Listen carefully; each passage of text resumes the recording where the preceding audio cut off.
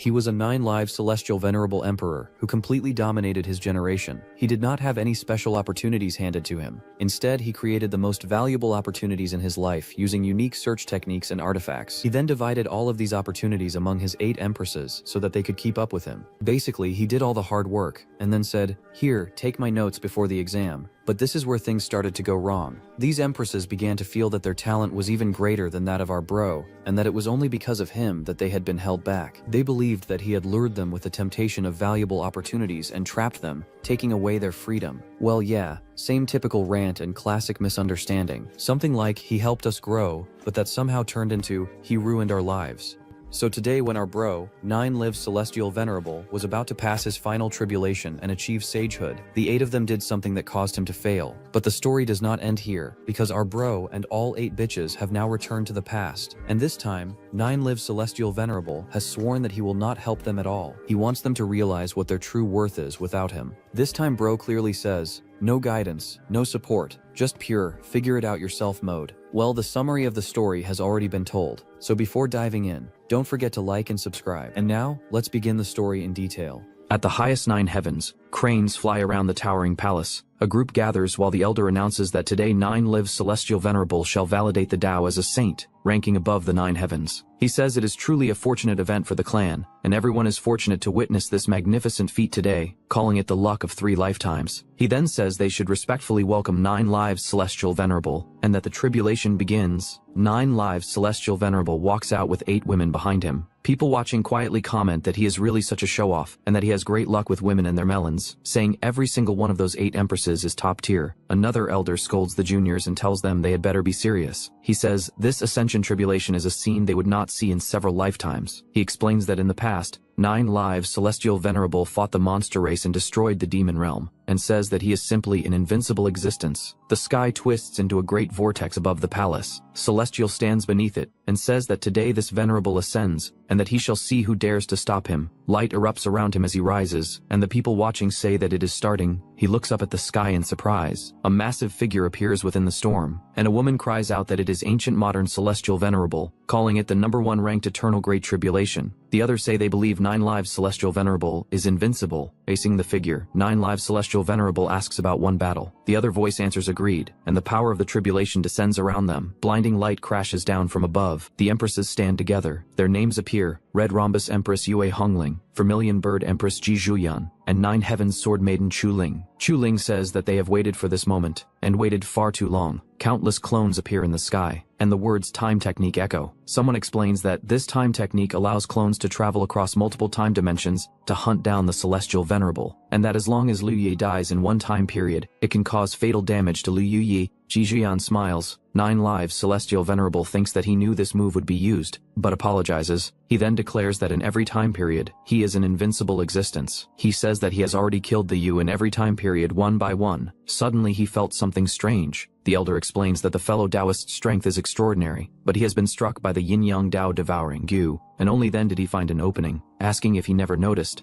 9-live celestial venerable thinks about the yin-yang Tao devouring Gu, and wonders who is framing him. His eyes widen, and he realizes it might be something important. Thinking that it could be, all 8 women appear and laugh together. This kind of Gu is formless and immaterial, that it can only be planted during the union of yin and yang, and that the only ones capable of doing such a thing are them. Elder says that victory and defeat are decided, that it is a pity 9-live celestial venerable possesses righteousness and affection, yet he was calculated against like this by the women he loved most. Another woman responds that there is no righteousness and affection, saying they have been targeted by his lustful might, and tyrannically possessed for a long time. Another woman reminds a senior brother about Feng Wuxi, saying that if not for him, the one with her should have been Feng Wuxi. One calls it a joke and says he deceived his master, destroyed his ancestors, and slaughtered the innocent. The women decide to act, saying they will personally send 9-live celestial venerable on his final journey as a devil, and that their actions will be for slaying the demon. One tells him to go die and says that once he dies they will be free. 9-live celestial venerable looks at them and says that in the past he treated them well, that if not for him they would not have their current positions as empresses, and that he never expected them to actually be ungrateful wretches. Light flickers in the darkness. Ancient modern celestial venerable, or say the elder, tells 9-live celestial venerable that now is not the time to be distracted. 9-live celestial venerable reacts in silence. A blazing blue strike crashes down from the sky. The women and several men watch from afar. 9 Lives Celestial Venerable thinks that since he must die, then everyone dies together. His body becomes covered in violent red power. One of the women realizes what is happening and says that he is going to self-destruct his cultivation, that he wants to drag everyone down to perish together, and she tells everyone to run. Another woman looks up and thinks that it is too late. Ancient Modern Celestial Venerable stands beneath a spinning vortex and says that there is no need to be so miserable, that this battle was not fully satisfying. He says that 9 Lives Celestial Venerable was poisoned by the GU, so his victory is not martial, and that he can give him another chance. The vortex expands, and he says to let them accompany 9 Lives Celestial Venerable for one more time, telling him not to disappoint him this time. The space-time reversal technique activated by Ancient Modern Celestial Venerable brought the souls of 9 Lives Celestial Venerable, or say Lu Ye, and the 8 Empresses back to 50 years ago. Lu Ye looks ahead in silence. Lu Ye looks at his reflection and realizes they actually came back. A door opens. The servant Chu Ling, the future 9 Heavens Sword Maiden, steps out, feeling dizzy. She sees him and calls him master. She wonders how they returned to the past and whether everything was only a dream, whereas Lu Ye realizes from her reaction that she also came back. He remembers Ancient Modern Celestial Venerable and thinks that it is wonderful, thanking him for giving the chance to choose again. Chu Ling looks at him in surprise. Lu Ye sits down, places his feet in the basin, and tells her to wash his feet. Chu Ling hesitates. He thinks that he could kill her now to avenge the betrayal, but sometimes death is not the cruelest punishment. He watches her and thinks that the current Chu Ling carries anger and resentment, but even if he kills her, she will not feel the pain. He decides to let her live and live well, so she can personally experience what a miserable end it is to be without him. He smiles and tells her that none of it was a dream, that they all came back. Chu Ling stares at him and wonders what he means, asking if it could be. He says that Ancient Modern Celestial Venerable's space-time technique brought them all back, and he says he remembers clearly what Chu Ling said that day. Chu Ling starts to speak, then stops. Lu Ye tells her that it is enough, and asks if she did not want freedom. He says that starting now, she is free. He holds up a tablet and asks what it is. Chu Ling answers that it is her life tablet and his. He says that the contract tablet has already been burned, that she can go back to Chu Sword Villa. Chu Ling asks why, since he has 9 lives. He chose to self-destruct during his very first life. Lu Ye tells her it is none of her business, and tells her to get lost. Chu Ling looks at him and thinks that since he returned from rebirth, he will not die a good death. She says that she possesses the innate sword body, and that if not for him, she would have certainly lived better. She walks out and calls out to her dad, mom, and brother, saying that Linger is back. Lu Ye snorts. He thinks of them and calls them a bastard dad, a shameless mom, a trash brother, and says that she is pitiful. He looks ahead and says that after Chu Ling goes back, she will know what a true devil's den is. He decides that in this life, he will not have any pity for them. He turns and says that without the fetters of those 8 women, he will definitely reach a higher realm. The door suddenly breaks apart, and a woman kicks it in. She attacks and he blocks, surprised. He recognizes her and thinks that Fairy Hongling should now be called Yue Hongling. Yu Hongling calls out his name again and steps inside. She says she will kill him and kicks at him repeatedly. He grabs her and holds her still, asking if she still dares to hit him. Yue Hongling looks shaken and asks what he is doing, whereas Bro started enjoying amidst the fight. He tells her that today she must fix his door, and that if she cannot do it, he will strangle her to death. She refuses and cries, saying that if it were not for him, she should have been with Feng Wuxi. Lu Ye listened without emotion. He lifted her by the arm as though reminding her the present still existed. He told her that, if that was true, she should stay alive long enough to go find the man herself. She yielded, afraid, agreeing to fix the door. Her thoughts admitted quietly that even after traveling back she still could not match him. He pushed her away. She fell forward, struck the ground and groaned. His voice followed, flat and unhurried, promising death if the door remained broken when he returned. She stood in the doorway and spoke of their past life, of the bond between them, of the roles they once shared. He answered that such bonds belonged only to the past. In this life, neither owed the other anything. The scene shifted to a courtyard of blossoms and quiet ponds. Lu Ye walked beneath falling petals and entered the residence of Bai Chulan. He greeted her as master. She studied him calmly and asked why he possessed only 1 life. He answered plainly, in pursuit of breakthrough, he had fused the remaining lives into one, leaving only this existence behind. His master's gaze cooled. She warned him that the chaos taint of the past must never resurface. If he strayed again, she would cleanse the sect without hesitation. He acknowledged the warning, bowing with controlled composure. Later, alone on a mountain peak, he reflected. The poison had been transferred onto himself. His cultivation had fallen back to the first layer. He would need to rebuild everything from the beginning. He summoned the ancient system bound to him. The blue panel responded, awaiting his command. He chose cultivation. Golden light enveloped him as the 9 lives undying heaven. Scripture began anew. time shifted. Outside the main gates of Chu Sword Villa, Chu Ling arrived breathless and dust-covered. She whispered to herself that she had finally returned home. The guards stared, uncertain. The eldest miss had somehow come back, yet looked little better than a beggar. They moved to drive her away, not recognizing her. She simply stood there, exhausted, determined not to leave. Chu Ling says she is not a beggar, that she is the eldest miss, that she is Chu Ling. The guard points his blade and calls her impudent, asking where this wild girl came from, daring to impersonate the eldest miss. He tells her to scram immediately, and says not to blame his blade for being merciless.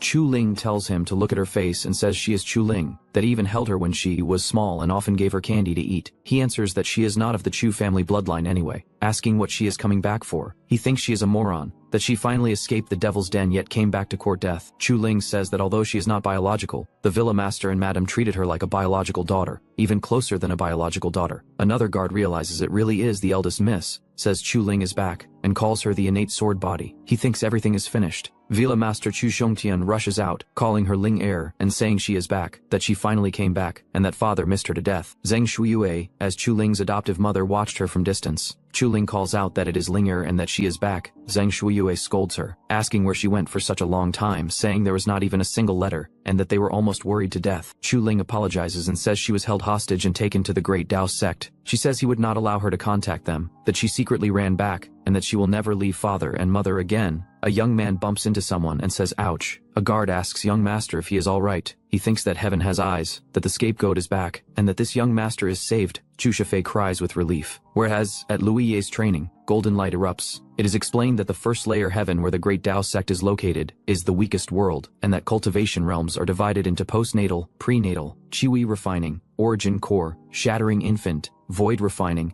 and Dao integration. With the experience of the previous life, Lu Ye breaks through from Chiwi refining 5th layer to 9th layer in 15 days, and begins core formation. His body trembles, he coughs, he wonders what happened, noticing that only half the true chi in his body is forming the core, while the other half is solidified and unmoving. A notification says heavenly rigidity poison has been detected. He thinks that it must be those women pulling tricks again. He realizes they added another layer of insurance, the heavenly rigidity poison, not only planting the yin-yang Dao devouring goo in him, clearly wanting him to be unable to turn things around even with 9 lives. He thinks that what they do not know is that he still has a trump card. He asks the system if there is a method to break the poison. The system replies that there is, saying he only needs to break through to the origin core realm, change the true chi structure, transform true chi into true essence, and then the poison can be dissolved. He repeats the words, wondering about breaking through to origin core. He thinks that he can currently only use half his true ki and cannot form the origin core. He then remembers that he once refined a perfect returning origin pill, and that as long as he eats it, he can break through to the origin core realm. He remembers that the pill is extremely rare, and that in the past life he gave it to Yue Hongling at the Great Dao sect. He decides that in this life there is no need for that. He suddenly senses something and looks out. A voice announces that in the Great Dao sect, the 92nd generation disciple, Bai Chiulan's disciple Yue Hongling, reached Qi refining completion in 1 month and 17 days, broke the sect's Qi refining record,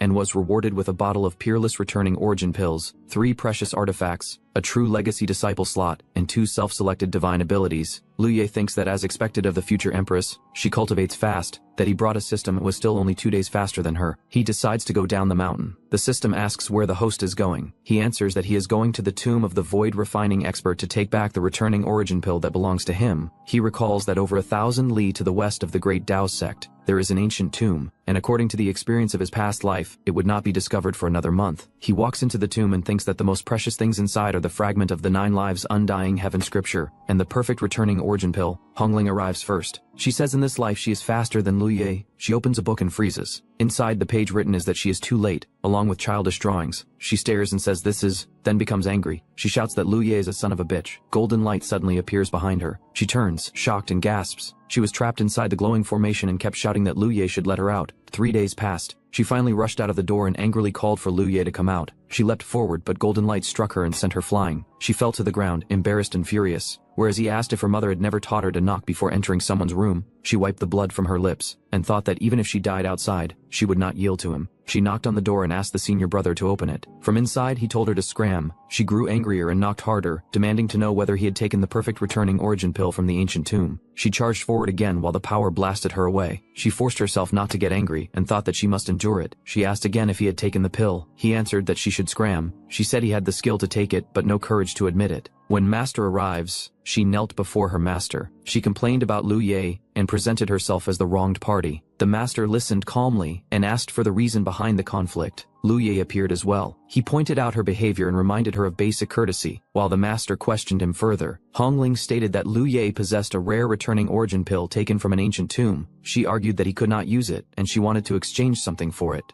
The master considered her words, then turned toward Liu Ye. She acknowledged his talent and explained that he did not actually need such a pill. She suggested he give it to his junior sister instead, promising that anything he lacked could be provided to him. Liu Ye declined. He stated simply that he needed the pill himself. Hongling grew indignant and challenged his claim. She insisted she did not rely on the pill to progress and acted as if he underestimated her ability. Her emotions flared again, but the master intervened. Keeping the situation measured, he held the glowing pill in his hand for a moment, then decided. He placed it in his mouth, consuming it without hesitation. Hongling watched, both stunned and helpless, as the matter ended on his terms. She storms out, still burning with anger and humiliation. She vows to grow stronger and prove herself, but exhaustion slowly settles into her body. Her master watches quietly, understanding her frustration, yet knowing the girl is letting pride control her thoughts. Time passes. At Chu Sword Villa, Chu Ling eats quietly while her adoptive parents care for her. She feels grateful, believing they treat her better than the parents who abandoned her at birth. Her mother pretends calmness, but inwardly feels relieved about something unspoken. Sleepiness suddenly overwhelms the girl. Her mother reassures her and urges her to rest. The sensation grows heavier, unnatural and fast, and Chu Ling senses something wrong. Her vision blurs, her body weakens. She collapses onto the bed as power inside her begins to stir uncontrollably. She attempts to regulate her energy, but the strange force continues to surge. Her breathing becomes unstable as the unknown change keeps intensifying. She feels the strange power in her body and realizes she has been poisoned. She wonders if it was the jade stalk porridge, then denies it in disbelief, thinking that her mother personally cooked it and could not poison her. Someone knocks on the door and calls out, asking if she is asleep. She turns in shock. She pretends to be asleep and covers her body. Outside, her adoptive mother says that she has been poisoned and tells them they can start. Chu Sifi praises his mother, saying Ginger or Chu Ling gets spicier as it gets older. Zheng Shuiyue tells them to take the girl away and send her to the old ancestor. They travel at night through the forest while carrying her. One guard reports that the matter of Chu Si has been resolved and no survivors remain. The Chuville master says that if she had not suddenly run back to seek death, the sword sacrifice would have been the son's lesson for the future, and he tells his son Chu Sifi to stop wasting time playing around. Chu Sifi replies that he was wrong and will cultivate properly from now on. Chu Ling hears them mention the sword sacrifice and realizes they raised her for this purpose. Chu Sifi says that since she is going to die anyway, he should be allowed to use her for a bit, just half an hour. The villa master angrily scolds him, saying she is considered his sister and not to ruin the family reputation. He cries that it hurts and says she is just the daughter of 2 dead slaves, not his biological sister. She realizes with tears that her biological parents were killed by them. Zheng Shuiyue suggests letting the son be alone with her for half an hour. The villa master insists that if the old ancestor's sword forging is delayed, then the one who will suffer will be Chu family. She wonders if this is the truth behind why Lu Ye never let her go home. She remembers cultivating with her heavenly thighs and begging Lu Ye to let her return because she missed her parents. Lu Ye told her they were not her biological parents and questioned why she was in such a hurry to go back. She said they treated her even better than real parents and asked how he could say that. He smiled and told her that when the sword was finished, he would personally take her home. She said the refining had gone on for so long and accused him of lying again. She remembers returning to the villa and shouting that she was back late, while the entire place burned. She cried that it was all Lu Ye's fault and called him a bastard. She wondered if the sword he had mentioned was actually this demon's sword. Outside, night falls. Lu Ye watches through a projection. The system says it is a pity she has fallen into a coma and cannot hear what the Chu family is saying. Lu Ye says that someone reborn from the great emperor realm could not fall into a coma from sleeping drugs, that she just does not dare accept the truth for the moment. The system asks if the master wants to save her. Lu Ye watches as the Chu family carries her. The system asks whether he wants to watch her die. He thinks that saving her is unnecessary and feels satisfied that she ended up like this. He adds that she does not need him to save her. They arrive in front of the great hall and bow, greeting the old ancestor. The old ancestor from Chu Sword Villa sits in meditation. He looks at the woman on the stretcher and says she is not bad, then asks them to hand her over. He orders the 2 disciples to stay behind and observe the completion of the demon sword ceremony. They thank the old ancestor. Flames rise as the forging ritual begins. The old ancestor explains that this demon sword has been condensed from more than 30 years of his blood and sweat, and now only lacks the final step. The villa master congratulates him, saying that once the demon sword is forged, he can step into a higher realm in one move. The old ancestor says to begin.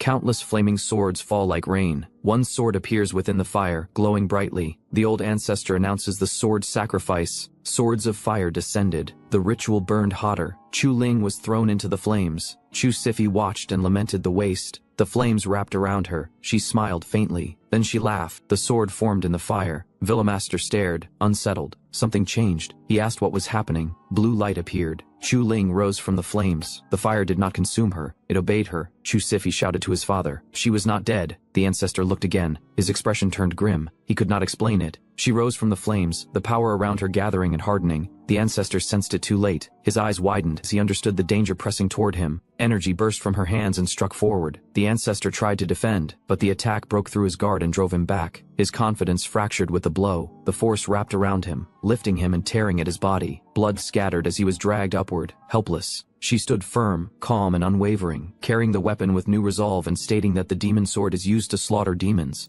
Chuvia Master insists that she is Chu Ling, not Linger. As her footsteps moves forward, Chuvia Master demands to know why, saying he treated her as his closest family and asking why she is doing this to him. He calls her Linger and says she is so powerful now that she does not need to be used for the sword sacrifice anymore, telling her they should go home. Chu Ling coldly asks if he thinks he is worthy to call her Linger. A slash cuts through, and she adds that he is a beast looking to her brother. Chu Sufi quickly agrees that he is a beast and begs her to treat him like a dog and let him go, asking her not to kill him. Chu Ling tells him he is worse than a dog and cuts his neck. Her mom reacts in shock with a confused sound. Then she demands to know why Chu Ling is the one who came out, asking where they are. Chu Ling asks who they are. Her mom says it is their father and brother, their family. Chu Ling refuses, saying she has no family. A powerful strike lands, and Chu Ling tells her to go accompany them too. Chu Ling declares that the people of the Chu family all deserve to die. Not far away, watching all of this through system window, Lu Ye comments that the entire Chu sword villa was left with no survivors, and says she did not even spare a chicken. He decides to close it and says to do it. System asks if Master does not want to continue watching, then says a nascent soul realm cultivator should be coming to kill Chu Ling in a moment. Lu Ye responds that it is deserved, whereas Chu Ling weakly says she was wrong, repeating that she was wrong. Lu Ye watching this reacts with "Oh." A man arrives there as Master Li Jian. He says the demon sword was actually successfully forged. He says that since the demon sword brings Chu Ling pain, he will liberate her from it. Chu Ling drops down with no reaction, and Li Jian questions if she actually has no reaction. He laughs and calls her a fool, then declares that the demon sword is his, and tells her to go die as he strikes. She blocks the attack. Li Jian is thrown backward cause of the shock by attack. Li Jian coughs out goo, and observes that this young lady is merely at the origin core realm, yet possesses such swordsmanship. He adds that there must be a huge secret hidden on her body, and says he did not expect that besides the demon sword there would be an unexpected harvest. He reacts with surprise as Chu Ling runs away. Li Jian chases after Chu Ling and tells her not to run, calling her a good girl and saying uncle is a good person. Chu Ling runs while thinking that she was wrong and wants to atone, whereas Hongling arrives at Lu Ye's door and calls out for him to come out. She threatens that if he does not come out, she is coming in. She remembers what happened previously when she broke that door. Therefore, after a moment, she gives up and tells herself to forget it. She complains that she tried treasures and pills to assist but only condensed a heavenly core, then states that clearly, without using treasures and pills, one can condense a saint core. She calls Lu Ye a villain and accuses him of intentionally sabotaging her cultivation, saying he is a villain through and through. System asks Lu Ye if he can still endure her cursing like this. Lu Ye says to seal the ears and focus on cultivation,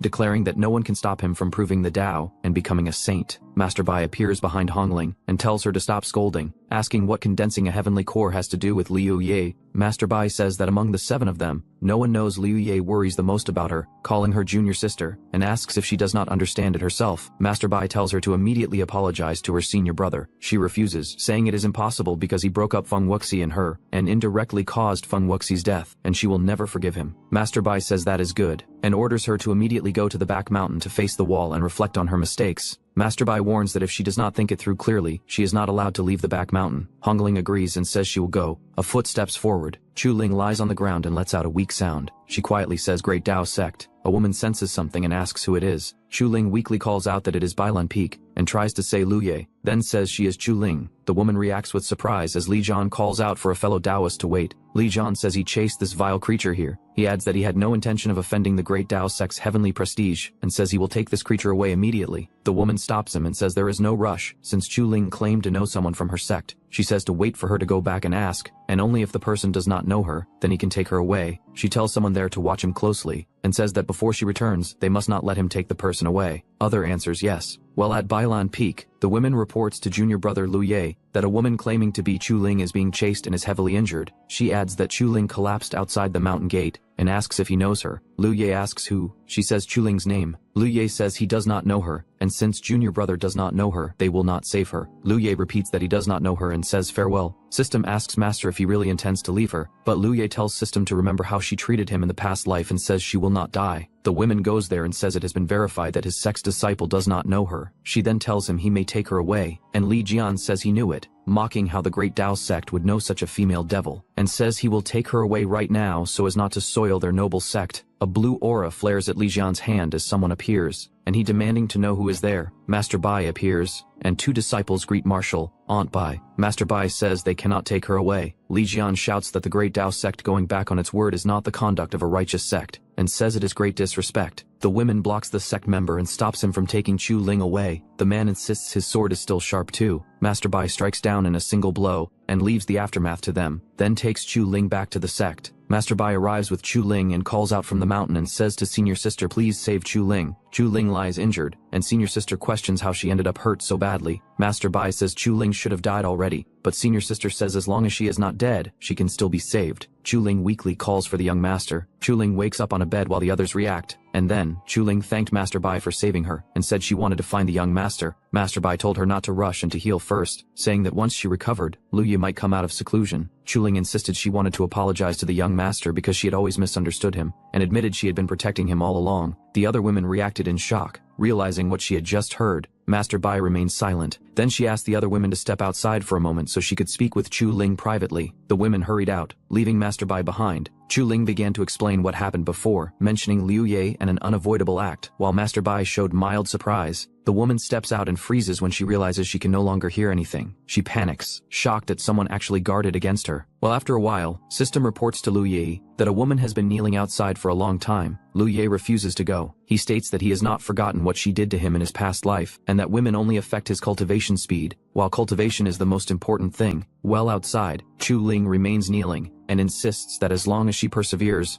Liu Ye will one day forgive her. At Chixia Peak, the Great Tao sect has 9 main peak ANS 72 sub-peaks. Bailan Peak and Chixia Peak are one of them. Hongling trains at Chixia Peak Mountain. A man named Linghua Wuxuang watches her melons, and thinks that this woman is. When Hongling senses something, then Linghua hides behind. Linghu steps forward and introduces himself as Chixia Peak's newly inducted eldest disciple, and greets her as junior sister Hongling. Linghu recalls his fame and achievements as the sect's holy son and a hero during dark turmoil, and says he has just started practicing and asks for advice. Hongling smirks and says he cannot beat her. Linghu responds that age does not decide strength, and suggests they fight to find out. Hongling proposes that if he can beat Liu Ye, he should spar with her. Linghu says he has no grievances with Liu Ye, and asks why he should challenge him. Hongling says Liu Ye is the one who caused her to be punished and confined on Chixia Peak. Linghu asks how Liu Ye harmed her. Hongling says she will explain starting from the day Liu Ye tried to smash her and she smashed his door. Half an hour later, when Hongling is done telling everything, Linghu is furious that such a person could be her senior brother. He tells Hongling to wait while he defeats Liu Ye, and forces him to admit his faults. At Liu Ye's residence, he hears someone outside, and wonders why the boy is here. He recalls their first meeting should have been at the all-sect disciple competition, where he was champion and Linghu was runner-up. Linghu confronts Liu Ye and asks if he is Liu Ye. Liu Ye confirms it and asks what the matter is. Suddenly Liu Ye says he has heard his story, then praises his cultivation progress. Linghu responds that it was actually 2 months and 11 days, and that the first day was for entry procedures because he did not cultivate. Liu Ye acknowledges Linghu's talent, and Linghu demands he stop smiling because he came to challenge him. Liu Ye accepts the challenge, saying he is bored. The fight begins immediately. Liu Ye blocks Linghu's attack with just 2 fingers, leaving Linghu stunned. Hongling rushes in to apologize mid-battle, but Linghu realizes the situation is bad and tries to defend himself. Liu Ye follows up from behind and sends Linghu crashing to the ground. Liu Ye asks calmly if that is enough. Linghu refuses to stop and shouts for another round. He unleashes the Chixia sword art, channeling it through his blade as he attacks again, and declares he does not believe Liu Ye can still dodge. The golden sword light slashes down, but Liu Ye slips past it. Ling Hu is shocked and reacts in confusion. Liu Ye tells him to watch closely and says he will only demonstrate once, then moves with extreme speed. Ling Hu realizes the speed is far beyond his expectation. Liu Ye strikes, forcing Ling Hu Wushuang to cry out as he is knocked back. Liu Ye asks how it was and whether he wants to continue. Ling Hu admits that in terms of skill he is inferior, but says Liu Ye's comprehension ability is strong. Ling Hu explains that he has already comprehended the second form of the Qixia sword art. Ling Hu stands frozen in shock, unable to respond. After a while, Liu Ye asks if they can end it here. Ling Hu admits defeat, says Liu Ye is strong, and states that Liu Ye's future achievements will inevitably surpass his. Liu Ye tells him that if anyone asks in the future, he can say they fought for 10 rounds, and that it was only a narrow victory. Ling Hu laughs and says Liu Ye is a good person, and that he will remember him. Ling Hu bids farewell and leaves. Chu Ling appears and calls out saying Liu Ye finally came out, and Ling Hu remarks that there are many beauties on Balian Peak. A sudden sound startles her as Liu Ye closes the door. She asks why Liu Ye has closed his door again. Ling Hu comments that a woman like her is precious, that there are plenty of fish in the sea, and questions why she insists on one tree. Chu Ling asks Liu Ye to open the door and look at Ling Hu.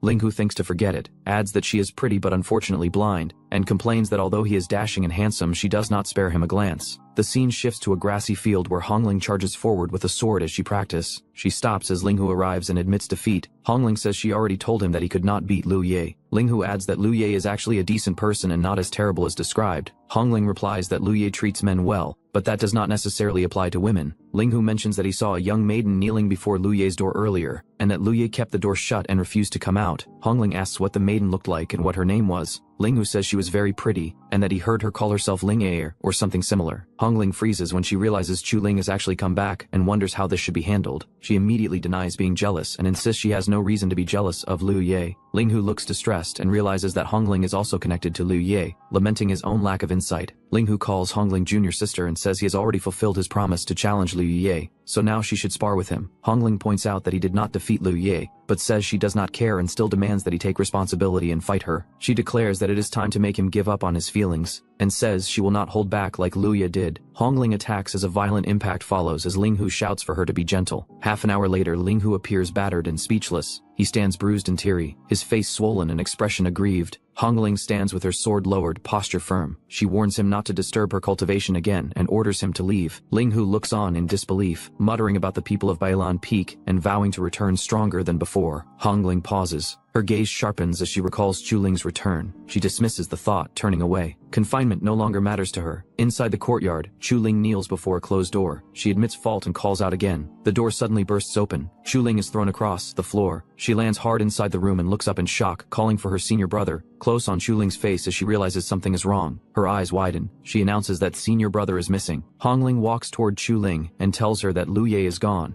asking why she is still kneeling there. Chu Ling turns her tearful eyes toward her and says that even if the young master is not home, she will kneel until he returns. Hongling tells her to stop kneeling and get up, saying that as female cultivators they also have dignity, and questioning why she must kneel to him. Chu Ling admits to Sister Hongling that she was wrong. She says she administered the heavenly rigidity poison to the young master, and that this is the punishment she deserves. Master Bai came and tells Chu Ling that those things are in the past, and that everything now starts anew, so she does not need to blame herself. Chu Ling says no, and states that the heavenly rigidity poison cannot be cleared, and will remain in the body forever, with no cure. Hongling asks whether the heavenly rigidity poison came back together with Liu Ye. Master Bai mentions the perfect returning origin pill. Chu Ling explains that Liu Ye did not take the perfect returning origin pill intentionally, but because the heavenly rigidity poison flared up and consumed half of the power. Hongling looks distressed and apologizes to her senior brother. Master Bai then asks whether they all misunderstood him, and asks Liu Ye where he exactly is. At the Great Dao Sect back mountain, a pavilion stands among the trees as Liu Ye sits inside, surrounded by golden flames. The system informs him that they are all waiting for him to go back. Liu Ye tells it to let them be. He says it is quiet here and that he will just cultivate here. He then says he has figured it out, that the women came one after another and that they are all stumbling blocks on his path to the Dao. The system asks how long he plans to stay there. Liu Ye states that before the September Sect Disciple competition starts, he will reach the 13th layer of the Origin Core and gain the qualification to enter the Great Dao Treasure Pavilion. 3 months later, an order is given that peak masters of all peaks must lead the 92nd generation disciples to gather at Great Dao Terrace. Liu Ye sets off for Balian Peak. He then tells his artifact sword to stop. In the distance, Yue Hongling, Chu Ling, and Bai Qilan appear. Chu Ling looks up in shock. She calls out to the young master. Hongling apologizes to her senior brother Liu Ye, and Chu Ling also apologizes to the young master Lu Ye as they rush toward him.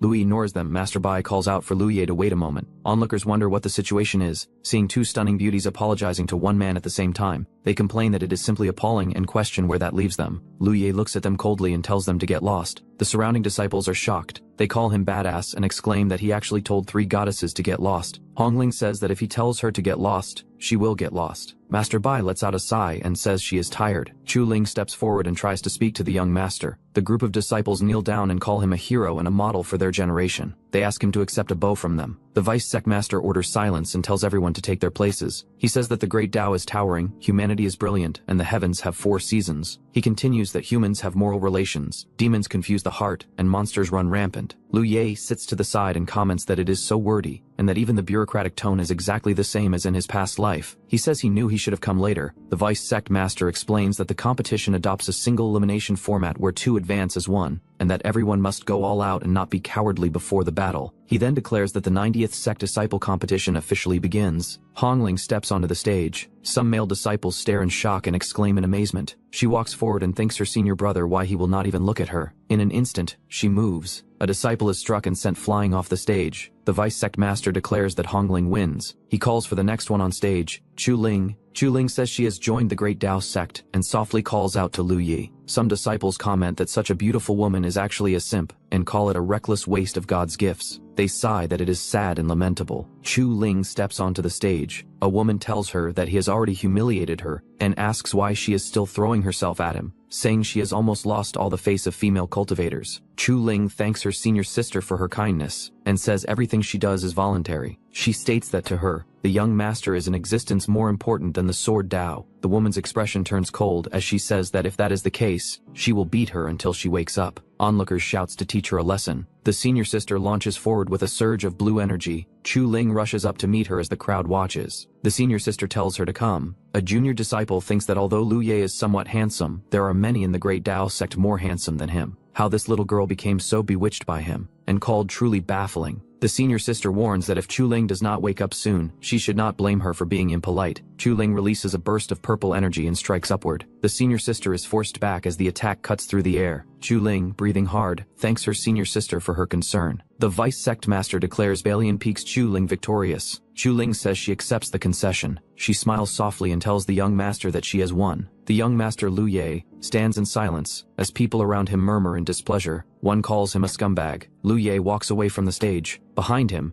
a disciple said that he does not know how to cherish jade and pity fragrance at all. The vice sect master calls for the next match between Lu Ye and Gu Qing. Someone urges Gu Qing to do his best and defeat Lu Ye, telling him to ruthlessly trample him and let the junior sisters clearly see that Lu Ye is nothing but trash. Lu Ye looks ahead and reflects that he has no impression of the name Gu Qing. Gu Qing raises his blade and declares that today he will teach Lu Ye a good lesson on behalf of everyone. Lu Ye steps forward calmly as Gu Qing brings his weapon down with force. A red light erupts as the attack collides. In the next instant, Gu Qing is blasted into the air and crashes heavily onto the ground. Lu Ye stands on the platform and states that he accepts the concession. The vice sect master observes that this generation has truly produced quite a few good seedlings. A female elder agrees and remarks that the ones from Balian Peak are especially outstanding. The vice sect master names Yue Hongling and Chu Ling, admitting he did not expect junior sister Bai to be not only skilled in cultivation herself, but also so formidable at teaching disciples. He mentions that although they are excellent, their emotions are too abundant. If those two girls encounter Lu Ye, they may not necessarily have the mindset to compete. He narrows his eyes in thought. Seeing junior sister Bai, he remarks that even she is truly detestable. He then snorts that if this continues, the Great Tao sect will turn into the Joyous Union sect. After that, he keeps declaring the second round matchups. Chu Ling advances, Yue Hongling advances, Lu Ye advances, then declares the third round matchups. Chu Ling advances, Yue Hongling advances. The next match is called Balian Peak's Lu Ye against Wendao Peak's Li Jumin. Li Jumin activates the Turtle Spirit Shield, and someone explains that its defensive power is extremely strong. Li Jumin forms a hand seal as purple energy rises around him. Lu Ye charges forward through the energy and throws a punch. The shield shatters into fragments. Li Jumin falls back onto the ground in shock, reaching out helplessly. Lu Ye stands calmly in the arena while Li Jumin remains seated on the floor. Later, Hongling steps forward onto the stage, facing Lu Ye. She admits that she knows she cannot beat him, but proposes that they agree on one thing first, that he should not hit her in the face. Lu Ye smirks and tells her that she actually reminded him. He attacks across Hongling's face. She protests that he said no hitting the face. Golden light begins to burn around her body as runes glow across her clothes. She asks him to please enlighten her. she unleashes the fearless divine fist, and a massive golden fist descends from the sky toward Lu Ye. Lu Ye raises his own fist, red energy flaring around it, and meets the attack head-on. The two forces collide in midair. The impact sends Hongling flying backward. She cries out as she is thrown down and crashes onto the ground. She struggles up to a seated position, clutching herself and groaning in pain. Lu Ye turns slightly and onlookers wonders whether this Lu Ye does not like women. Hongling glares at him and shouts that she is not done with him yet. Two onlookers whisper that if that is really the case, Lu Ye is quite pitiful and they may have misunderstood him. They add that boys being alone outside must also protect themselves well, cause who knows what a woman will do to him. The vice sectmaster declares the 5th round and calls for Lu Ye versus Linghu Wuxiang to begin. Linghu Wuxiang stands calmly in the arena, as he states that he has already made up for his defects, but it seems he is still not his opponent's match. Lu Ye faces him and says that knowing shame, and then being brave, making constant progress, is the way of cultivation. Linghu Wuxiang then questions why Lu Ye, who is not an unreasonable person, is so savage and ruthless to his junior sisters. Lu Ye raises his hand and tells him that he does not need to know these things and should just make his move. Linghu Wuxiang dashes forward through rising flames. Lu Ye forms a hand sign and releases sword intent. Linghu Wuxiang lifts his arm to block and reacts in shock. Lu Ye's red sword energy flickers in front of him, as he asks senior brother Linghu if he is still fighting. Linghu Wuxiang lowers his head and admits defeat. Lu Ye tells him that he let him win. An elder remarks that junior sister Bai is not a specialized sword cultivator, and that a sword genius like Lu Ye should be taught by him, as that would be most suitable. Another retorts that he cannot even beat him, so he should be the one to teach Lu Ye. A man declares that he feels unworthy to teach him, and will find his master to have his master teach him personally. Master Bai states that Lu Ye is a disciple of Balian Peak, then questions whether it is a bit too impolite to speak like that. One addresses junior sister Bai and says that if she is willing to give Lu Ye to him, his lonely sword peak is willing to give all their resources for the next 3 years to Balian Peak. Another tells junior sister Bai that she knows him and that the hidden sword heaven scripture is waiting for an heir. If she does not give him to hidden sword peak, the peak will die out. He adds that he is willing to give all his essence of 20. One elder declares that he is willing to give all his essence of 20 years to her. Master Bai exhales and states that it is absolutely impossible to give Lu Ye to him, and that there is no room for negotiation. Lu Ye steps forward and questions whether Bai Chulan is not afraid of committing acts of deceiving the master and destroying the ancestors, asking if she should be rushing to send him away. Venerable Battlesword announces that Marshal Niece Bai will hand over Lu Ye. Master Bai turns her gaze. Venerable Battlesword descends from above. The elders bow and greet Marshal Uncle Battlesword. They kneel and greet Supreme Elder Battlesword. Lu Ye clasps his hands and remarks that even a Supreme Elder of the Dao integration realm has come to snatch people. A Supreme Elder says that Lu Ye is more suitable for his sword Dao. Another Supreme Elder arrives from the sky. He addresses senior brother Tao and states that Lu Ye is clearly more suitable for his sword Dao. Master Bai calls out to her martial uncles. She states that, according to the sect rules, one can only choose disciples when they first enter the sect, and that snatching someone now because of his outstanding aptitude is not the way of an elder. Venerable Battlesword counters that she is not a sword cultivator, and questions how she can teach a powerful sword cultivator well. Master Bai insists that this is still not a reason to snatch people. Venerable Battlesword says that since she is so stubborn, he will ask for the disciple's opinion. He then hovers in the sky and calls down, asking Lu Ye whether he is willing to leave Bayun Peak and bow under a different sword cultivation sect. Lu Ye looks up. Master Bai turned toward Lu Ye. Hongling thinks that if he really wants to leave, it means they will have no connection from now on. Lu Ye lowers his head and laughs softly. He clasps his hands and declares that of course he is willing. Venerable Battlesword laughs and says that since there are no objections, they will report to the sect master at once, and have the sect master decide personally. After that, all the Supreme Elders left. Other elders say they should go too, and maybe pick up some scraps, urging each other to hurry. Hongling asks Master Bai what they should do. Master Bai closes her eyes briefly, then opens them and states that with her here, no one is allowed to snatch him. Master Bai rises into the air and asks who is afraid of whom. She states that if they are only going to see the sect master, then she will go as well. The vice sect master's voice echoes across the field, asking why everyone is standing there in a daze and ordering them to continue the competition because it is not over yet. He announces that the semifinal's second match will be Chu Ling versus Xiao Huarong.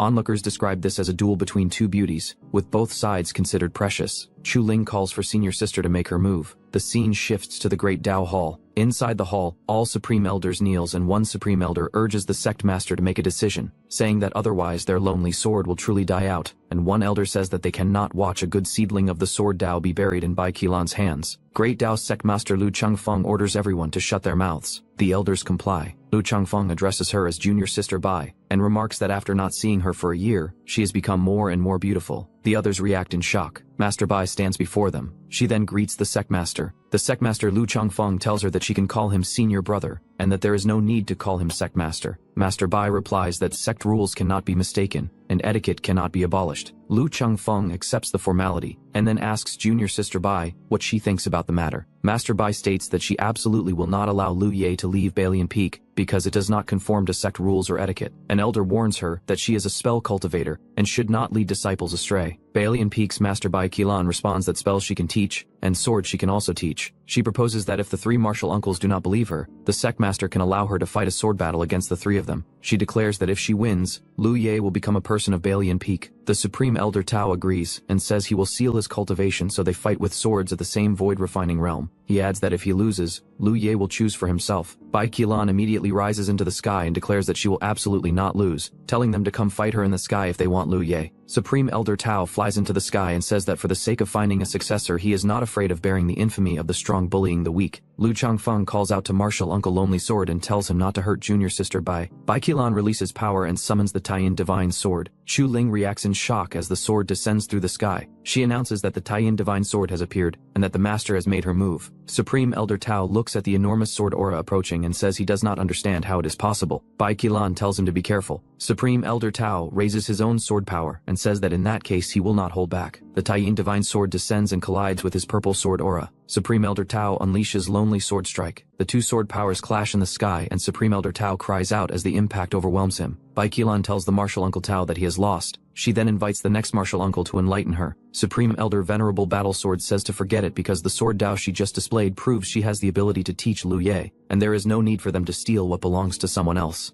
Another Supreme Elder agrees and says it is not bad. Bai Qilan thanks the two martial uncles. The sect master Lu Changfeng approaches and asks if junior sister Bai is alright. He says that the sword technique she used just now does not belong to the great Dao sect. Bai Qilan admits that she obtained it by chance, and that it indeed does not belong to the great Dao sect. Yu Changfeng then says that since junior sister Bai likes to study sword techniques, he has privately collected several sword arts and invites her to accompany him to the library pavilion to study them together. Bai Qilan refuses and says she does not like sword techniques. Meanwhile, an announcement declares the winner Chu Ling and announces that the finals matchup will be Chu Ling versus Lu Ye. Chu Ling steps onto the arena and says she has finally waited for the young master. She calls out to him excitedly. Lu Ye appears at the edge of the arena. Chu Ling turns and notices him. Lu Ye releases killing intent. Inwardly, Chu Ling asks if the young master truly wants to kill Linger. Spectators shout for Chu Ling to beat and destroy the opponent. She stands before Lu Ye as someone says he has long found him an eyesore. Chu Ling suddenly kneels in front of Lu Ye and asks him to do it. Lu Ye becomes confused. Spectators question why she is acting like this and wonder how much money she owes Lu Ye.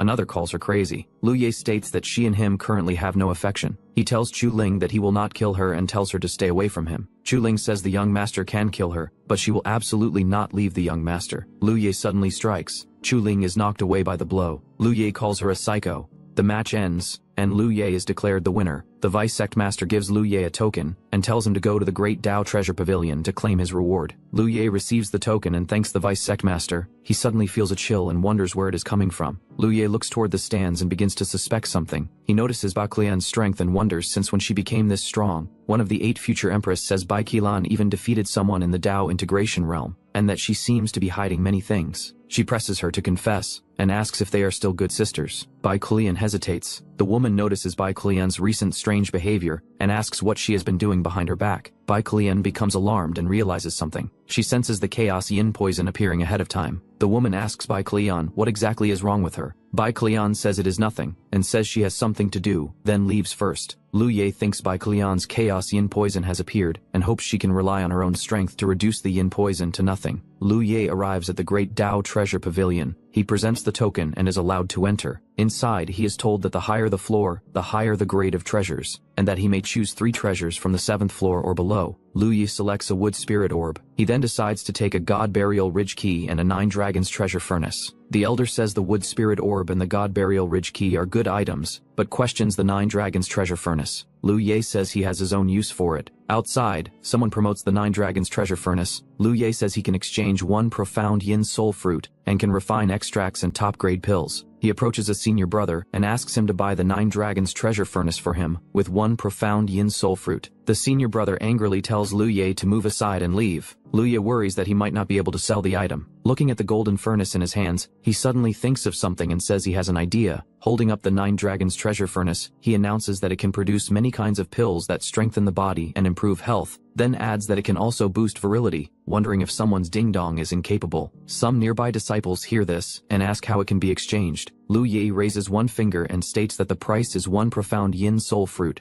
A disciple immediately agrees to the deal. The disciple takes the furnace, while Liu Ye tells him that he has good taste. At the Great Dao Sect's main gate, Chu Ling stands waiting with a small box in her hand. When she sees Liu Ye approaching the stairs, she calls out that the young master has arrived. She says she made his favorite mung bean cakes for him. Liu Ye walks up the steps toward her. Chu Ling softly calls the young master again. As he steps forward, a red glow appears beneath his foot, like a flying sword artifact. Liu Ye steps forward with a red glow beneath his foot, and thinks that with 3 treasures in hand, he can leave the mountain and get some things done. Chu Ling calls out to the young master. Liu Ye reacts in surprise. She rushes toward him and tells the young master to wait for her. Liu Ye calls her sick in the head. Chu Ling leaps forward as energy bursts upward into the sky while Liu Ye leaves. At Bai Klian's Dao courtyard, Bai Klian sits while cold energy swirls around her. Martial Aunt wonders how many things Bai Klian is hiding from her, and questions why so much chill suddenly seeped out. Hongling reports that Martial Aunt, their master, is suffering from an outbreak of the Taiyin poison, which should not have appeared this early. Martial Aunt asks what the Taiyin poison is and wonders why she never knew about it. Hongling explains that the Taiyin poison is due to their master's constitution. It causes Taiyin power to continuously gather and condense into a liquid state, producing extreme cold pain. The strange part is that the Taiyin poison is supposed to erupt only at the Dao integration realm. However, their master has not yet reached the Dao integration realm. Bai Kulian remains seated while cold energy continues flowing around her body. She wonders why, even after using the Taiyin Saint transformation scripture, she still cannot completely dispel the Chaos Yin poison like she did in her previous life. She wonders if there could be another reason. She then realizes that she still cannot break free from her reliance on Liu Ye. Bai Kolian states that the last trace of Chaos Yin poison has disappeared. Martial Aunt arrives quickly and congratulates her for breaking through to the Dao integration realm. She asks about Bai Kolian's condition. Bai Kolian responds that she is already fine. Martial Aunt observes that cold chi has entered the body and that her chi and blood are still weak. Questioning her claim, Bai Kolian downplays it as a minor issue. She then asks Hongling about Liu Ye's whereabouts. Martial Aunt becomes angry, saying she treated Bai Kolian as a close friend but is being treated poorly. She questions what they are hiding from her. Bai Kolian states they were only discussing whether she would follow. Martial Aunt responds that with her personality as a senior sister, she would naturally follow. She then points out that Hongling seems distracted and suspects she is hiding something. Hongling denies it and says she was only thinking about how long until they arrive. As they travel through the sky, Hongling reflects and admits she was wrong toward her senior brother. She looks ahead with concern and thinks that her senior brother must not be in danger. The group arrives at a cave entrance, where Chu Ling is already present. She kneels with a weapon across her lap, and Hongling asks where the senior brother is. Chu Ling greets Sister Yu and Sister Bai, along with their master. Martial Aunt reacts with excitement at seeing Sister Bai again, and assumes there must be major gossip between them. Chu Ling explains that the young master has already entered God Burial Ridge and says she is acting as a protector. Hongling becomes worried and insists on going inside to check. Chu Ling asks what Sister Yu Hangling is worried about. Hangling moves closer and quietly states that whatever has been done to the senior brother, she has done the same. Chu Ling realizes the implication and asks if Hangling also poisoned him, demanding to know what poison was used. Hangling states that the poison used is primordial morning mist. Chu Ling immediately rushes forward, urging Hangling to hurry and check on the young master. They move into the cave. As they move, Martial Aunt thinks that heavenly rigidity poison and primordial morning mist, expressing confusion at the terminology. On the way, she steps forward and notices strange creatures on the ground. She asks what they are. Chu Ling explains that they are corpse beetles already killed by the young master, posing no danger. More bodies are scattered around, and Martial Aunt thinks that these corpse beetles are at the Shattering Infant realm, while Liu Ye is only at the Origin Core realm. Why no one finds this strange? Chu Ling says that the formations inside have already been broken by the young master, allowing safe entry. They proceed deeper into the large hall. Chu Ling spots Liu Ye ahead and calls out to the young master. Hongling notes that the primordial morning mist has not yet erupted. Liu Ye is trembling, his body reacting as the poison begins to take effect. He struggles, unable to suppress it. Hongling realizes the mist has followed them inside and declares the situation is not good. Chu Ling immediately rushes toward Liu Ye. Liu Ye's condition worsens, his expression distorting as the poison intensifies. Hongling calls out that Liu Ye cannot withstand the primordial morning mist, and urges Chu Ling to use Taiyin power to temporarily freeze him. Lu Ye continues to scream, blood spilling as the poison takes hold. Chu Ling moves decisively and strikes to restrain Lu Ye. She states that she is Lu Ye's Dharma protector and is acting under his prior order. She then orders everyone else to back away while she handles the situation. Hongling turns away and tells the others to leave, stating she does not care. Bai Kulian agrees and says Lu Ye does not need help. A sudden explosion erupts in the underground palace passage. Bai Kulian reacts in shock and calls out Lu Ye's name. She notes that the underground palace passage has been destroyed. Hongling panics and reports that she has killed Lu Ye again, questioning why it happened despite his 9 lives. Bai Kulian reassures Hongling and tells her to rest. She uses her power to calm Hongling. Hongling weakly responds. Bai Kulian looks toward the ruins and questions how much pain Lu Ye is enduring. Chuling suggests going inside to check. Bai Kulian decides to wait a little longer. 2 hours pass. Bai Kulian senses the change in the purple mist and states that Lu Ye has broken through to the shattering infant stage. Deciding to check on him, she moves through the ruined passage as the purple energy trails along the ground. Lu Ye is shown sitting within the mist, his body surrounded by the flowing energy. Bai Kulian approaches and asks about his condition. Lu Ye responds that he is fine and asks what poison was used on him. Bai Kuilen explains that the poison is called the Taiyin marrow bug. Lu Ye raises his hand and states that each breakthrough produces a new poison. He then asks Bai Kuilen what number she is among those who poisoned him. Bai Kuilen hesitates and admits she is not sure. Lu Ye stops her from continuing. He states there is no need to continue further. He stands upright within the swirling purple mist, then says he is going back. Bai Kuilan observes that her master has already broken through to the Dao integration realm and concludes that the Chaos Yin poison should have begun condensing. Lu Ye lets out a low laugh and remarks that such pain is something she should understand. He walks away through the passage. Bai Kuilan turns back, her expression tense. Later, Hongling calls out to her senior brother in alarm. She rushes forward, asking about his condition. Bai Kuilan reassures Hongling that Lu Ye is already fine. Hongling questions whether 7 days have already passed, noting that the primordial morning mist requires 7 days to dissipate. Bai Kuilan clarifies that only 1 day has passed, and judging by Lu Ye's calm reaction, he should be fine. She tells Hongling to forget about Lu Ye. The ancient heaven's chosen battlefield will open in half a year, and Hongling will be able to see Feng Wuxi then. Hongling recalls Feng Wuxi and realizes she had almost forgotten about him. She immediately refuses, insisting that she must go watch over her senior brother. Hongling rushes off. Bai Qilan watches her leave and notes that in this life, Hongling has completely fallen in love with Lu Ye. Later, Chu Ling addresses Hongling. Hongling says she will keep watch over her senior brother together with her. Hongling arrives outside the room, calls out to her senior brother, and admits she was wrong, telling him he must stay safe. Time passes. Hongling and Chuling sit together, waiting quietly. Inside the room, Lu Ye sits on the bed. He states that he has finally made it through. Lu Ye holds a small infant formed from golden energy in his hand. He states that the primordial morning mist is extremely effective and can even be refined into the nascent soul. The infant stirs and shows middle finger, and he observes that it is not just a saint infant, but a saint infant with giant infant traits. Lu Ye smiles. He declares that in this life, he will leave everyone behind and make them despair when the time comes. At the Great Dao Pavilion, an announcement calls for the 92nd generation disciples to gather in front of the Great Dao Pavilion. Lu Ye reacts and asks System what happened. System reminds him that the ancient heaven's chosen battlefield has opened. Lu Ye recalls that in his past life, when he participated, he was only at the 6th layer of the origin core realm. But in this life, he is already at the 5th layer of the shattering infant realm and will achieve great things. Lu Ye sets off toward the Great Dao Pavilion. An elder stands at the pavilion and announces that abnormalities have appeared in the ancient heaven's chosen battlefield, and that it will soon open in the 9 Dragons Valley of the central region. Lu Ye stands among the disciples as the elder explains that the battlefield opens once every millennium and contains abundant resources. Anyone under 100 years old may enter, making it suitable for them. Chu Ling asks Lu Ye if he will go. The elder continues that the battlefield is full of danger and killing intent, with undead spirits roaming within. He says that heavens chosen from demon, spirit, monster, and ghost races will also enter. He warns that other sect factions often commit murder to seize treasures, urging caution. Lu Ye remains silent. Hongling thinks about Feng Wuxi whether they will still fight side by side. Scene shifts and we see a large ship sails through the sky above a tall pavilion as the wind rushes loudly around it. Lu Ye moves toward the ship.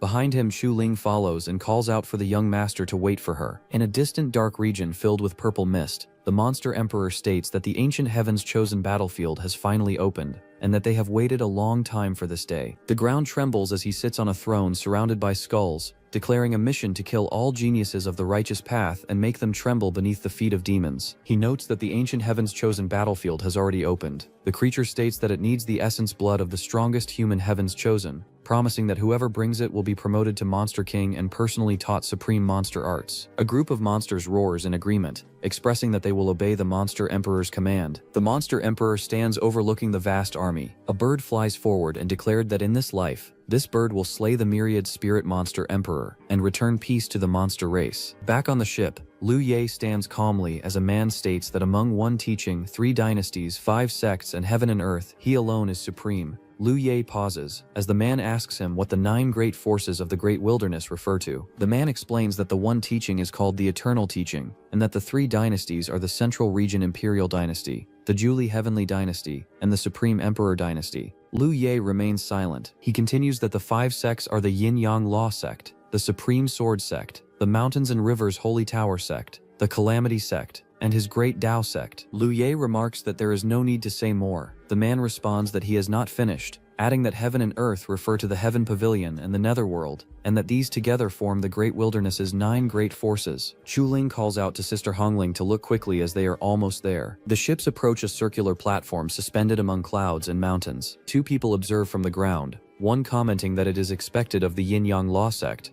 and the other noting that every one of them is quite attractive. He continues that their subordinate Joyous Union pavilions are the ones with beauties like clouds, numbering 1,723 branches, spread across major cities with booming business. One points out that from their clothing, the Yin-Yang Law Sect has already confirmed their Holy Son and Holy Maiden so quickly. These 2 are identified as Yin-Yang Law Sect Luo Yuan and Yin-Yang Law Sect Yang Wufa. Someone then wonders if these 2 will also become Tao companions. One says that such pairing is possible, as it is a tradition of the Yin-Yang Law Sect. One is yin and one is yang, and enduring the temptation of the yin-yang great Tao is difficult. A sharp sound cuts through the air as a blade descends. Members of the Supreme Sword Sect arrive, descending from the sky with powerful sword intent. Observers note the overwhelming pressure, remarking on how strong their sword intent is. One feels his own sword trembling from inadequacy, acknowledging that among all sword cultivators, none surpass the Supreme Sword Sect. Attention shifts as someone points out that the Great Tao Sect has also arrived. The massive ship descends from the sky, drawing awe from those below, who remark on its grandeur and status as the foremost among the 5 sects. Shuling Hongling with another woman walk together, and follows Liu Ye. Yang Wufa steps forward, and greets the pink-haired woman respectfully, introducing himself as the Holy Son of the Yin-Yang Law Sect, and asking for her name. She responds calmly, introducing herself as Xiao Huarong. Yang Wufa then begins to speak about the 2 women beside her. Before he can continue, Hongling sharply tells him to leave. Her gaze turns cold as she dismisses him. Yang Wufa laughs and agrees to leave, indicating that he will scram, while Liu Ye remains silent behind him. Liu Ye reflects that smashing this dog's head in his previous life was not unjust. Xu Ling calls out,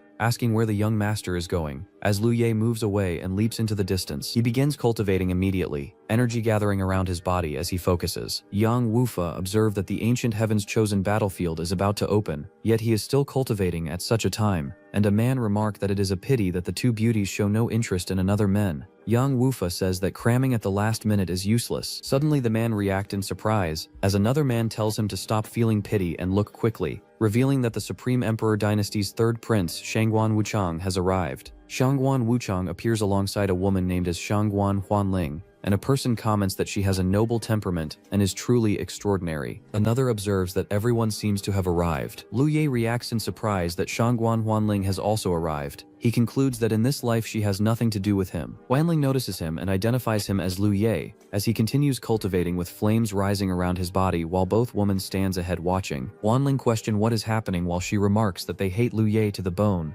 Shangguan Wuchang comments that the 2 women beside Liu Ye are actually quite pretty. Huanling states that he is not Liu Ye's opponent, and warns not to provoke him. Shangguan Wuchang smiles and considers that if she is trying to provoke him, then once they enter the ancient heaven's chosen battlefield, he will make Liu Ye his first target to establish dominance. Huanling declares that if that happens, he will die, and Shangguan Wuchang responds with laughter, accepting it. Huanling appears with a cold smile, calling him senior brother, then concludes that since she had to get rid of him, it could not be more fitting. Wuchang lowers his head slightly with a faint laugh, As time passes and one day later arrives, the vast sky shows a swirling vortex of energy forming above snow-covered mountains, while below, a large circular platform floats in the air with many figures gathered across its surface, surrounded by clouds. Several cultivators rushed forward after hearing that the ancient heaven's chosen battlefield had opened. One of them urgently pointed ahead and said they could enter the battlefield right away. Lu Ye immediately dashed forward at high speed. Xu Ling called out for the young master to wait for her, while the others hurried after him. One man warned them not to let that brat from the Great Tao sect succeed. Yang Wufa refused to let Lu Ye enter first as everyone accelerated through the sky.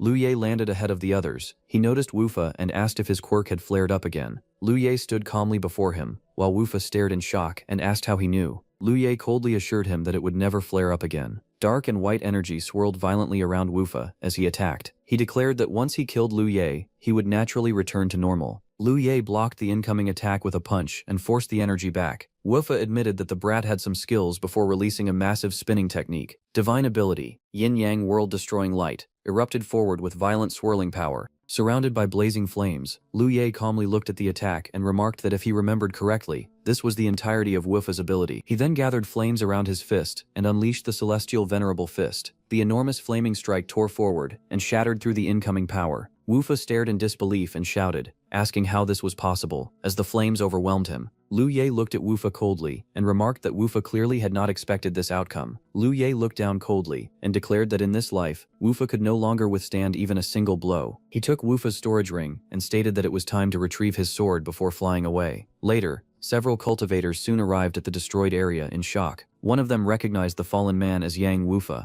Another stared at the scene in disbelief and realized that the holy son of the Yin-Yang Law sect had been defeated. A blood soul stone suddenly shattered, and they were alarmed that he had fallen so quickly. From Yin-Yang Law sect, Luo Yuan disdainfully called him trash and immediately rushed off to investigate who had killed young Wufa so quickly. Two men discussed the news that the people entering the ancient heaven's chosen battlefield had only just finished lining up, yet the holy son of the Yin-Yang Law sect had already fallen. Wu Cheng mocked the holy son for being complete trash and laughed that the Yin-Yang Law sect had lost face badly this time. Wu Cheng flew through the air while smiling faintly. Huanling remarked that things would not be boring and added that a monstrous surprise was waiting ahead. Meanwhile, Lu Ye sensed the presence of the stone sword and rushed toward it at high speed. He quietly admitted that after losing the stone sword, he had never used any other weapon again.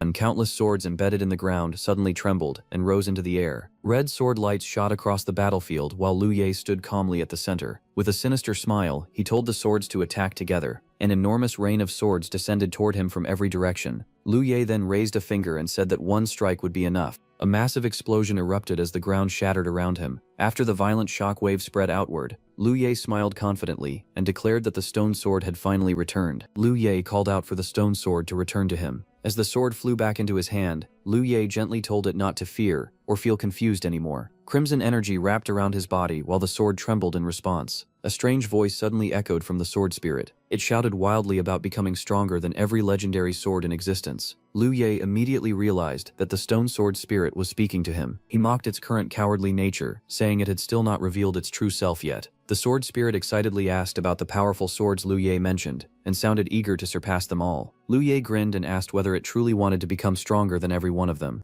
Without hesitation, the sword spirit agreed to follow him. Moments later, Lu Ye stood calmly with the restored stone sword in his hand, while a powerful sword aura swept across the battlefield. Lu Ye officially renamed the restored stone sword and jokingly gave it the nickname, Little Stone. The sword spirit immediately protested and demanded a more imposing title. However, Lu Ye ignored the complaints and decided the name suited it perfectly. The spirit continued whining about how embarrassing the nickname sounded, while Lu Ye amused himself with its reactions. Chuling suddenly appeared and congratulated Lu Ye on successfully reclaiming the stone sword. Embarrassed by the nickname, the sword spirit quickly hid itself back inside the blade while shouting for Lu Ye to stop calling it stone sword. Lu Ye calmly informed Xuling that the stone sword had already been retrieved. Afterward, he headed back toward the first level of the battlefield to continue searching for treasures. The first battlefield level contained the ultimate clear water lake. Its water could improve a cultivator's aptitude, and rumors claimed that an ultimate clear water pearl was hidden at the bottom of the lake. Inside the lake, in her previous life, Hongling asked her senior brother to help her obtain the ultimate clear water pearl before anyone else could take it. But in this life, Hongling secretly vowed that she would obtain the ultimate clear water pearl by herself instead of relying on others again. Several cultivators continued diving deeper into the lake under the leadership of Shangguan Wucheng from the Supreme Imperial Dynasty. As they passed the 2,000-meter mark beneath the water, some of the weaker cultivators started reaching their limits.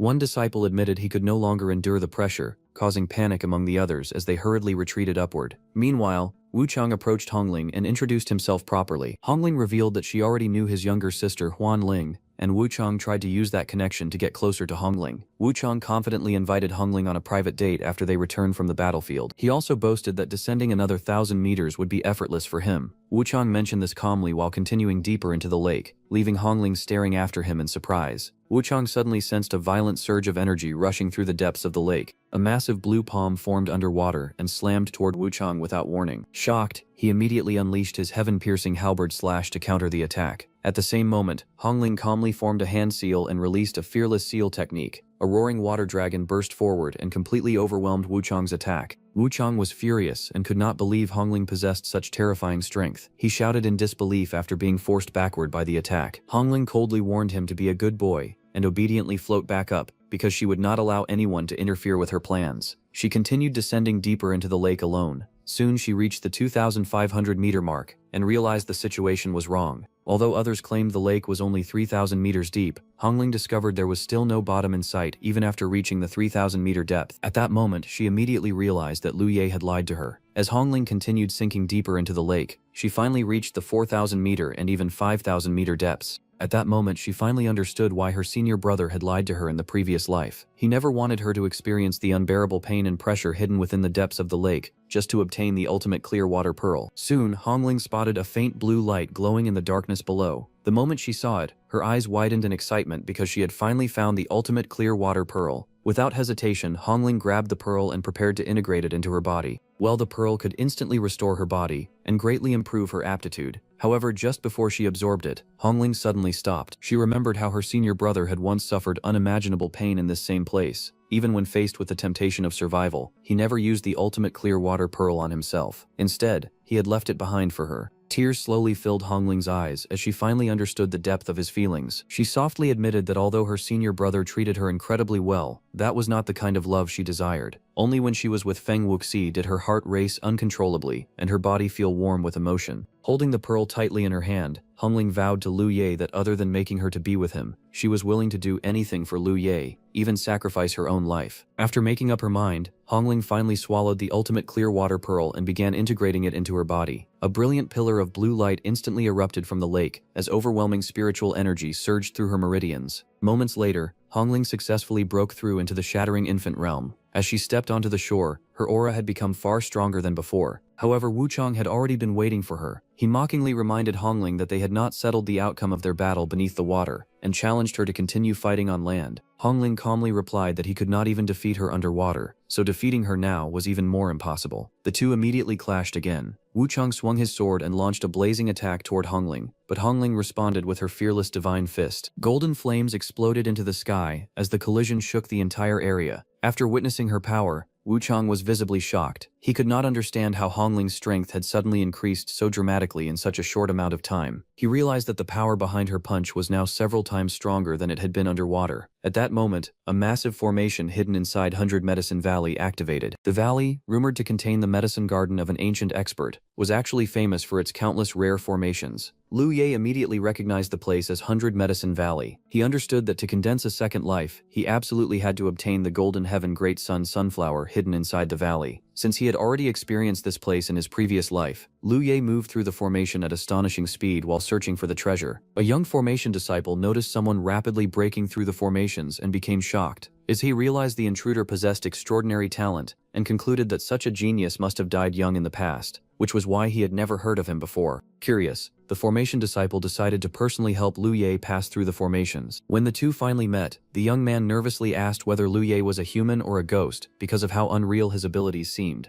Lu Ye calmly replied by asking whether he looked inhuman. The young man immediately began praising Lu Ye's appearance and admitted that he was more handsome than anyone else he had ever seen. Amused by the flattery, Lu Ye asked for the young man's name. The youth proudly introduced himself as Li Huoyu. Lu Ye told Li Huiyu to stop relying on ordinary methods to break formations and instead comprehend them with his heart. Following Lu Ye's guidance, Li Huiyu watched in shock as Lu Ye directly altered the structure of the formation itself while moving through it. Li Huiyu suddenly gained enlightenment. He realized that weak formation masters only focused on breaking formations, while true experts could seize control of formations and use them for themselves. Lu Ye immediately took advantage of the modified formation and collected the Golden Heaven Great Sun Sunflower. After obtaining what he wanted, Lu Ye prepared to leave and told Li Huiyu they would meet again someday. Li Huiyu hurriedly tried to ask for Lu Ye's name, but before he could get an answer, the entire formation around him suddenly transformed. Purple mist and strange illusions filled the surroundings as the formation changed into a seductive illusion array. Inside the illusion, several muscular men appeared and tried to charm Li Huiyu. Well, bro's formation realm is completely dominated by gay seductive men. Li Huiyu was horrified and completely unable to understand why such a bizarre illusion would appear. Panicking, he begged Lu Ye to at least create beautiful women with big melons and absolute thighs if he was going to make illusionary temptations instead of those terrifying muscular men. After leaving the illusion formation behind, Lu Ye arrived near a heavenly spirit pool filled with rich spiritual ki that could greatly aid cultivation. Before he could investigate further, an injured cultivator desperately rushed toward him and begged for help.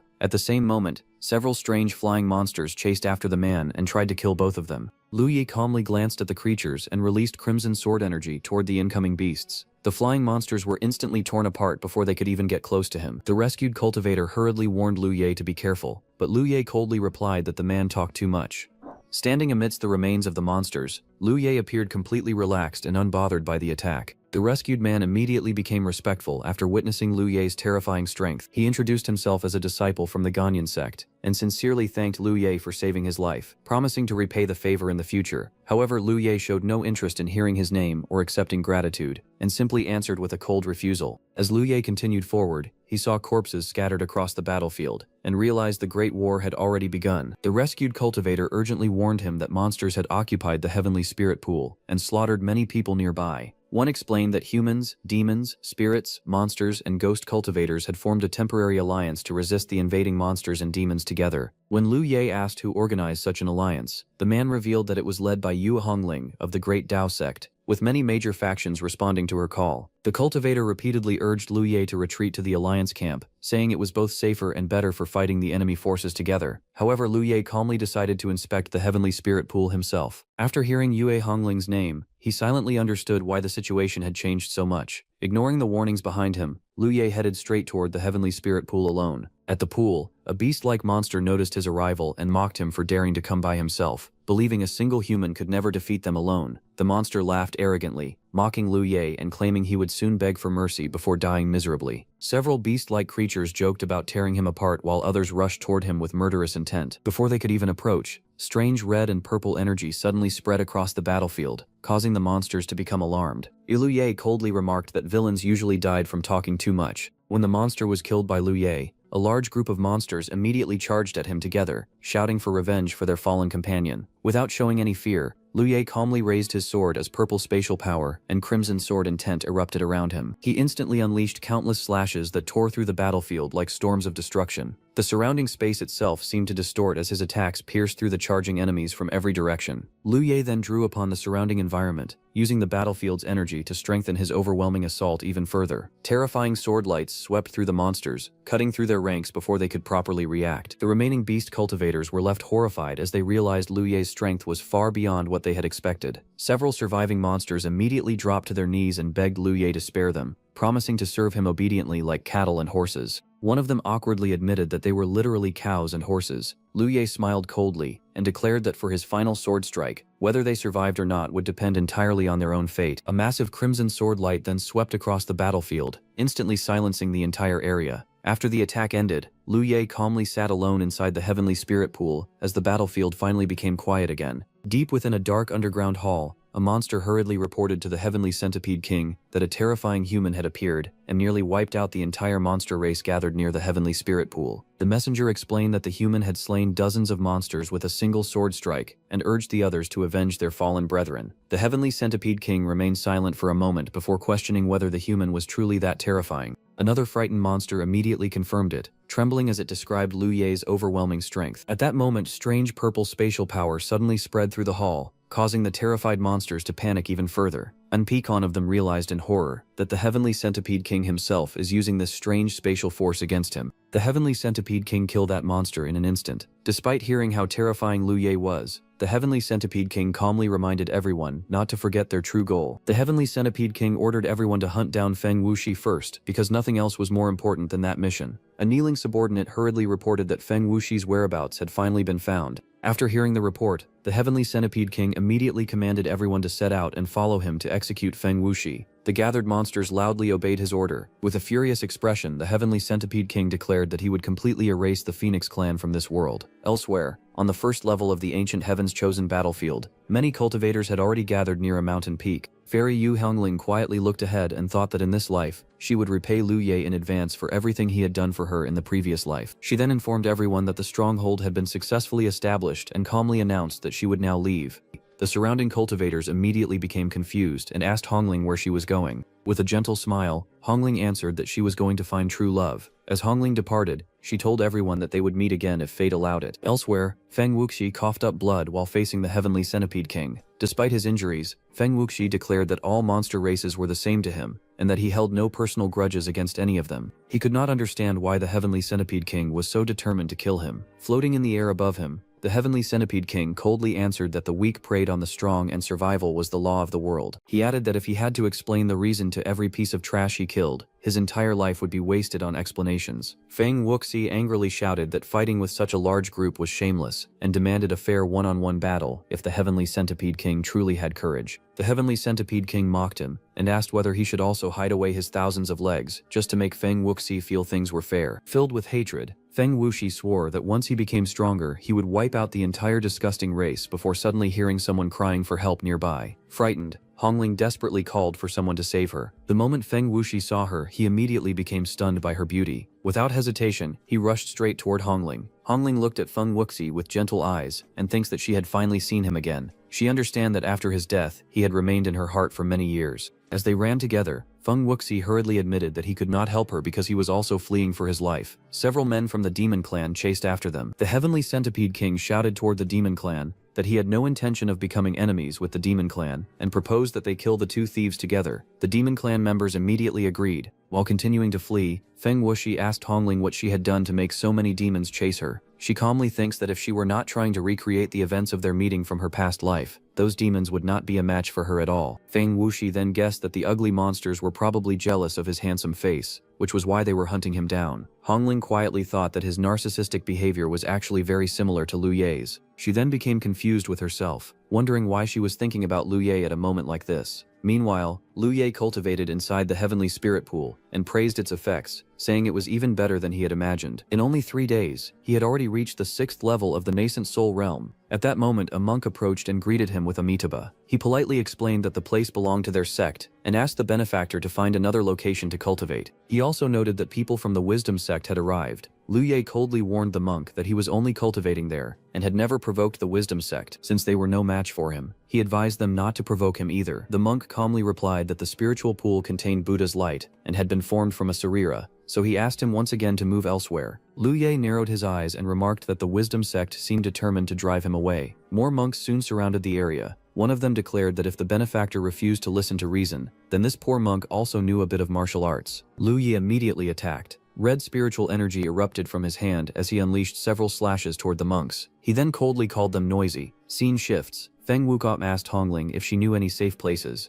Hongling told him to find her senior brother because the crowd chasing them was nothing but a bunch of losers in front of him. Feng Wucop looked surprised and asked whether her senior brother was really that strong. Hongling proudly declared that her senior brother was invincible among his peers, and urged Feng Wuxi to follow her quickly. As they continued running, Feng Wuxi suddenly asked Hongling whether she could tell her senior brother that he was actually a good demon. He nervously explained that he had never eaten a human before. He asked her to tell her senior brother to be a little friendlier toward him. Hongling reassured him that her senior brother did not kill innocents, then asked whether Feng Wuxi had a way to shake off their pursuers first. Feng Wuxi admitted that he did, but only if she promised to take him along afterward. She smiled and told him that if she had not planned to take him with her, she would never have come all this way for him. Feng Wuxi immediately agreed. golden flames suddenly exploded around Feng Wuxi's body. With burning eyes, he shouted for her to go as a massive phoenix-shaped wave of fire swept across the battlefield and crashed into the pursuing enemies. The demons panicked in shock. One of them cursed that nobody had mentioned Feng Wuxi was a phoenix, while others desperately shouted for everyone to run. After unleashing the attack, Feng Wuxi collapsed weakly into Hongling's arms. She called Feng Wuxi's name while he groaned in pain. Feng Wuxi looked at her in disbelief and weakly asked how she knew his name.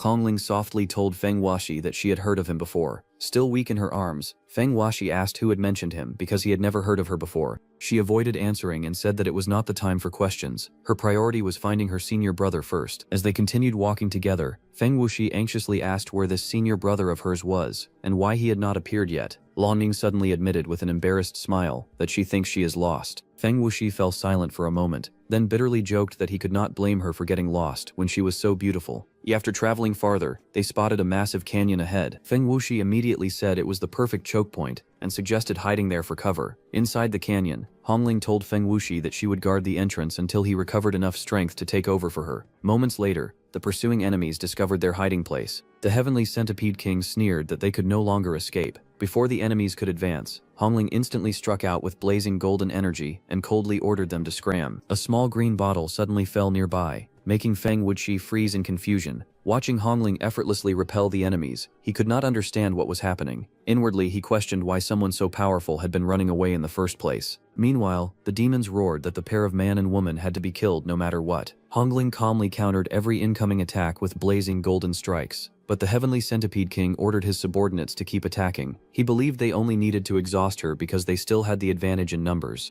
As the battle continued, Feng Wuxi observed her carefully and found the situation strange. He thought that if she was truly this strong, she should have been capable of wiping out the demons directly instead of retreating. At that moment, Hongling silently recalled her previous life. She remembered that when her physical strength had once failed, Feng Wuxi had stepped forward to save her. Determined to repeat the same tragedy in this life, she steeled herself and continued fighting the enemies head-on, and wondered whether in this life he will be the same or not. Hongling was suddenly struck during the battle, and cried out in pain. Seeing her injured, Feng Wuxi immediately stepped in and caught her. He told her that it was now his turn, and ordered her to restore her strength while he handled the enemies. Hongling stared at him in surprise. She felt something strange, sensing that Feng Wuxi no longer seemed as weak as before. At once, Feng Wuxi rushed forward alone to intercept the incoming demons. Purple energy attacks rained toward him from every direction, but he blocked and countered them one after another despite the pressure. Even so, the attacks continued to pile up. Feng Wuxi groaned as the strain grew heavier, yet he still forced himself to stand in front of Hongling and protect her. Concerned, she asked about his condition. Feng Wuxi replied that he was still fine and could continue holding on. Watching him defend her again caused Hongling to fall into thought. She wondered if she would never be able to change the tragic outcome from before, and questioned whether there was any reason for her to remain there any longer. She lightly attacked on Feng Wuxi and make him unconscious. At that moment, the Heavenly Centipede King appeared again and demanded that Feng Wuxi be handed over, declaring that the monster race did not wish to involve itself in her personal grudge. Hongling suddenly called an attack named as Fearless, her eyes shining with determination. In the next instant, a massive explosion erupted across the battlefield. Dust and flames burst outward as she descended from the smoke with overwhelming pressure, leaving the surrounding demons stunned.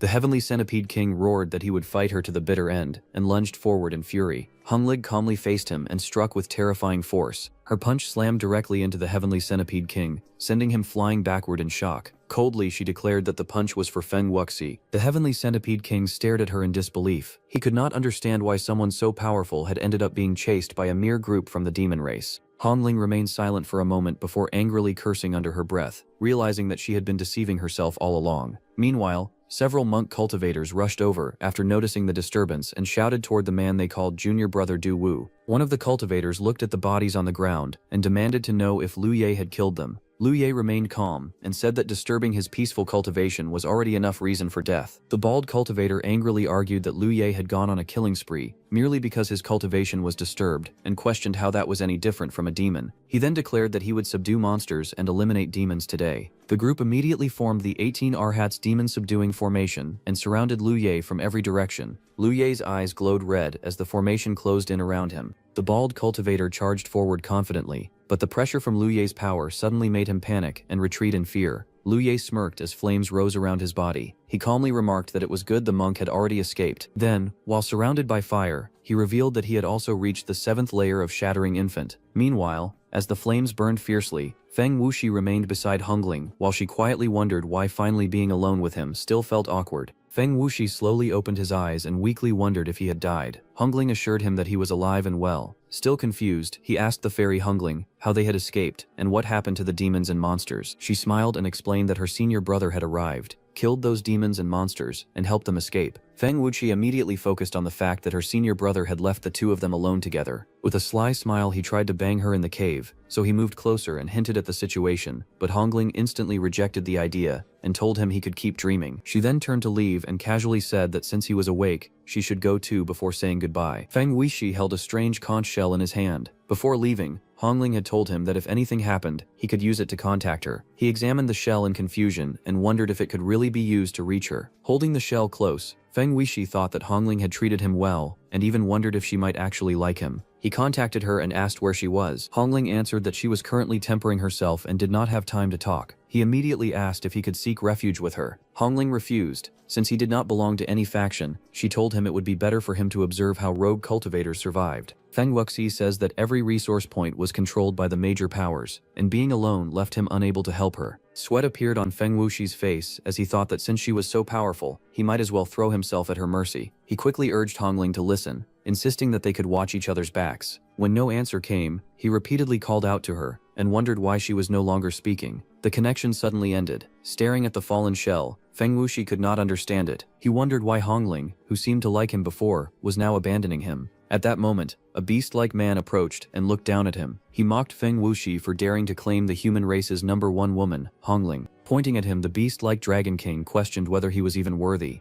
Little Dragon King's words made Feng Wuxi realize who he was facing. Recognizing the Little Dragon King, he nervously asked what he wanted. The Little Dragon King bared his fangs and gave a simple order to the people behind him. He told them to take Feng Wuxi. Scene shifts. Dark clouds hung over a desolate mountain as Little Dragon King questioned Feng Wuxi about his exact relationship with Yu Hangling. Feng Wuxi was bound by chains inside a cave. Lowering his head, he insisted that he and Yu Hangling were only good friends. Standing before him, the Little Dragon King continued his interrogation and asked whether he had ever touched her. Feng Wuxi quickly denied it. The Little Dragon King's expression darkened. He demanded to know why Feng Wuxi would claim that Yu Hangling liked him. Before Feng Wuxi could respond, the Little Dragon King struck him across the face and sent him reeling. Blood stained Feng Wuxi's face. Glaring ahead, he blamed Hongling for his situation and thought that he had no grudge against these people and that everything was entirely her fault. Desperate to survive, he offered information. He claimed that Hongling was the monster race's greatest enemy and promised that if they spared his life, he could lure her out for them. A blade was pressed against his neck while a monster beside him warned him to think very carefully about what he said next. Feng Wuxi fell silent. At that moment, the conch shell in his hand lit up.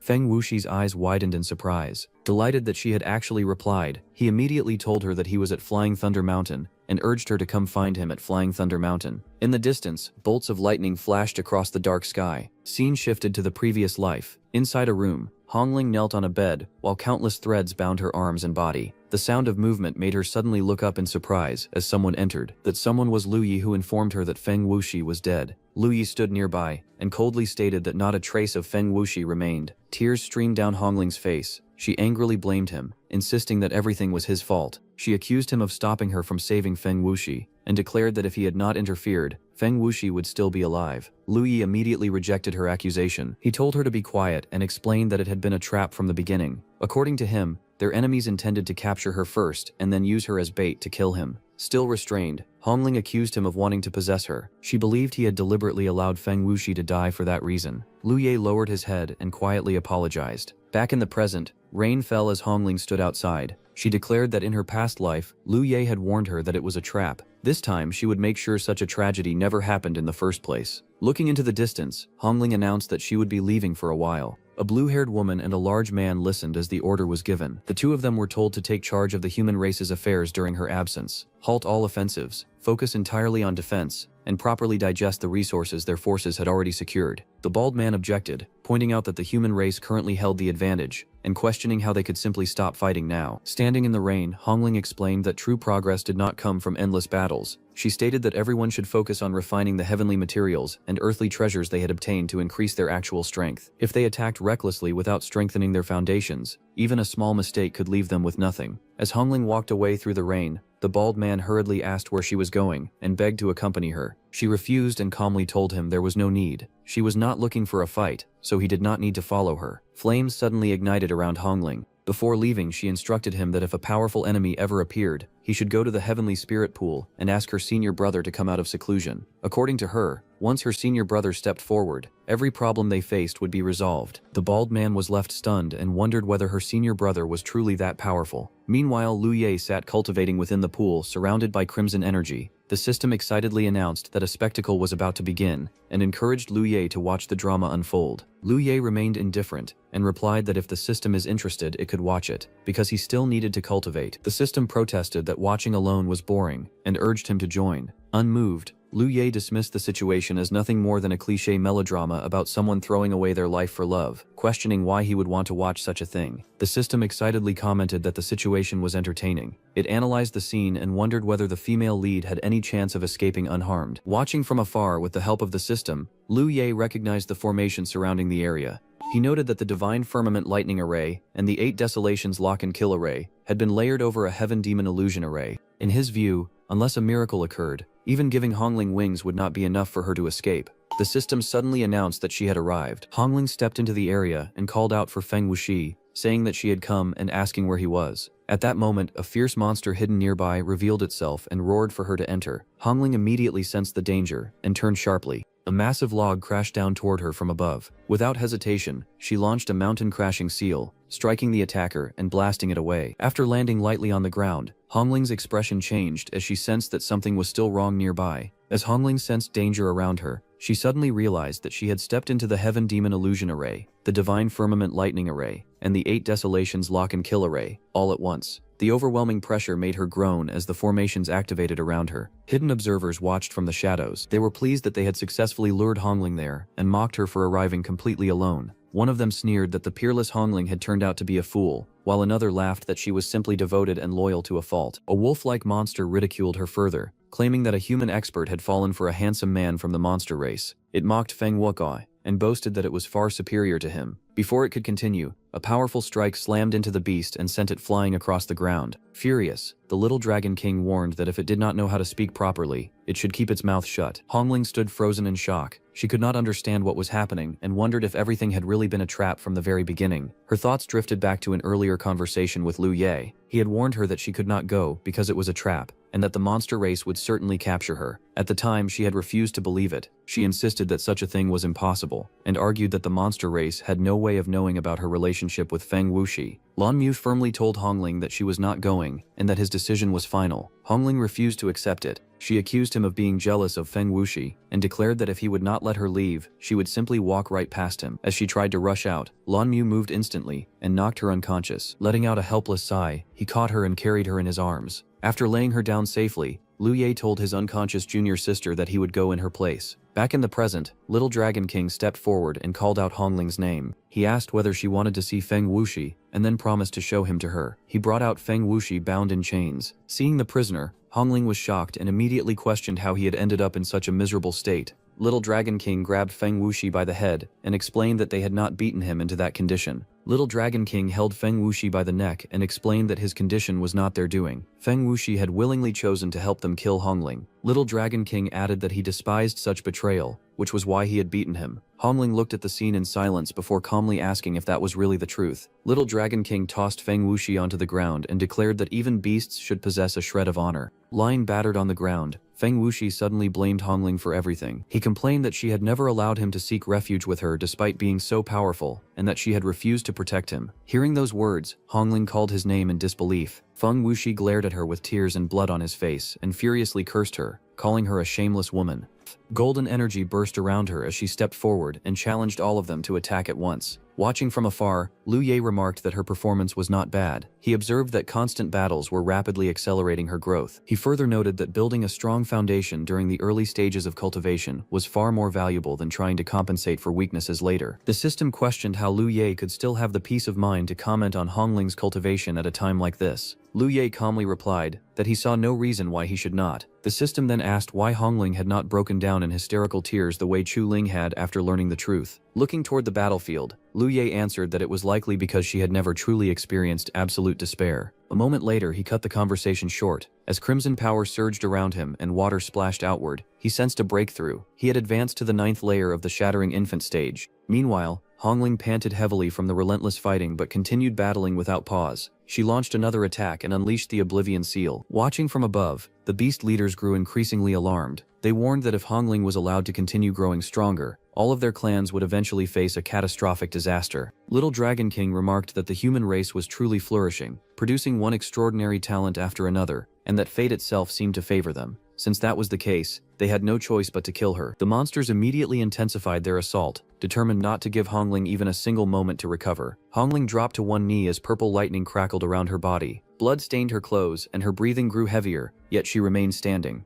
An enemy seized the opportunity and rushed toward her with killing intent, shouting that she should die. Before the attack could reach her, Hongling raised her hand and unleashed the Divine Light Seal. A brilliant beam shot forward and struck the attacker. Even her enemies were shocked. Watching her continue to fight despite her condition, they wondered if she did not understand the meaning of exhaustion. Hongling gasped for breath, her body covered in wounds and bruises. One of the observers remarked that every mortal had a limit and that she had already reached hers. Ignoring the pain, Hongling looked ahead and weakly asked who would be next. Hearing this, Little Dragon King immediately called for everyone to take their turn and continue the assault. Hongling slowly lifted her head and stared at the dark sky filled with purple lightning. As she watched the storm overhead, a thought surfaced in her mind. She wondered how Lu Ye had managed to fight his way through a situation like this in the past. A tear quietly formed in her eye. At that moment, she recalled her previous unnoticed memory. Blood-stained Lu Ye stepped through a doorway. Despite the injuries covering his body, Lu Ye immediately looked ahead and declared that he had returned for his junior sister. At the battlefield, a bolt of blue lightning suddenly crashed down and exploded across the ground. Hongling staggered and let out a pained groan. Looking toward the disturbance, tears filled her eyes. She could hardly believe that Lu Ye had knowingly walked into a trap without any hesitation in her previous life. Before she could say more, Little Dragon King roared an order to kill her and launched a fierce attack. Hongling raised her arm and tried to block the strike, but the overwhelming force blasted her backward. She cried out as her battered body was sent flying. Watching from afar, another enemy laughed. He declared that the strongest human cultivator was about to die by his hand. Hongling struggled to remain standing as a blade swept toward her. Lifting her head, she looked at her enemy without fear and coldly questioned whether he truly believed he was worthy of killing her. The attacker froze in shock. In the next instant, Hongling unleashed a star-shattering seal, and a burst of golden power exploded toward him, killing him in one shot. Little Dragon King roared in fury and released a torrent of blazing flames. The fire engulfed Hongling, forcing a scream from her as the flames consumed her weakened body. Watching her collapse to the ground, Little Dragon King mocked her. He sneered that the strongest of the human race had turned out to be this foolish. Hongling lay on the ground, breathing heavily, but Little Dragon King was not finished. Raising a hand, he declared that he would personally send her on her way. Carrying her into the air, he added that in her next life, she should not place her faith in love. Blood trickled from Hongling's lips. Even in that state, she answered that such a decision was not his to make. Hongling struck back with all the strength she had left, and the attack slammed directly into Little Dragon King. Staring at the result in disbelief, she wondered how such a thing was possible. Dropping to her knees, she reflected on the past. She believed that Lu Ye must have suffered the same agony back then, yet she had never given him the chance to explain himself. Blood running down her face, Hongling lowered her head and quietly apologized. The surrounding beasts noticed her tears and questioned who she was crying for. When Feng Wuxi's name was mentioned, they immediately rejected the possibility. Meanwhile, the system asked Lu Ye whether she still had any chance of surviving. Lu Ye smirked and declared that there was not a chance. He confidently stated that she was already dead for sure. Just then, he suddenly sensed something and told himself to wait. Looking into the sky through the system window, he saw the vermilion bird descending from above. Shocked, he wondered why she was there, noting that she had never appeared in his previous life. Back at the battlefield, the beasts paid no attention to this and shouted that it did not matter who Hongling was crying for. They urged everyone to kill her immediately. Just then, flaming feathers rained from the sky, crashing into the battlefield and forcing the monsters into panic. They screamed and warned each other to dodge and get out of the way. The vermilion bird, surrounded by crimson energy, descended before Hongling. The vermilion bird explained that she had not intended to interfere, but Hongling's crying had simply been too unsightly to ignore. The monsters immediately accused her of betrayal. They shouted that she was merely a slave of the myriad spirit and had no right to oppose the monster race. The vermilion bird paid no attention to their outrage. Raising her power, she unleashed a devastating attack and in an instant killed that monster. Appearing beside Hongling, she gently supported her. Hongling looked up in surprise as the vermilion bird urged her not to die and to hold on a little longer. The vermilion bird then gave Hongling a drop of her essence blood, explaining that it should be enough to keep her breathing. Feeling the warmth of that power, Hongling finally understood something. She realized that in their previous life, Liu Ye had been forced into a situation where sacrificing one of his lives was the only way to escape. The monsters angrily argued that Hongling was the #1 heavenly pride of the human race. If she survived, the consequences would be unimaginable. They reminded the vermilion bird that the human race was the mortal enemy of the monster race and demanded to know why she was protecting her. They urged her to hand Hongling over so they could pretend none of this had happened. Looking at Hongling, she calmly asked if she was ready. Despite her injuries, Hongling steadied herself and answered that she was. Flames erupted around them as the vermilion bird wrapped Hongling in her arms. Fiery wings spread behind her, and the two rose into the air together, tearing through the sky with overwhelming force. The monsters watched the both women escape and angrily questioned whether the vermilion bird had chosen to side with the human race. They cursed that Yu Hongling had almost been killed and demanded to know why the vermilion bird was saving a human. Humans were the mortal enemies of the monster race and urged her to hand Hongling over so they could pretend none of this had happened. They also complained that they had been moments away from killing Hongling and demanded an explanation for her actions. After escaping, the vermilion bird asked where they should go. Hongling, badly injured, weakly answered that they needed to reach the heavenly spirit pool. At the heavenly spirit pool, Liu Ye sat calmly within the water while flames rose behind him. The system informed him that they had arrived. Upon seeing him,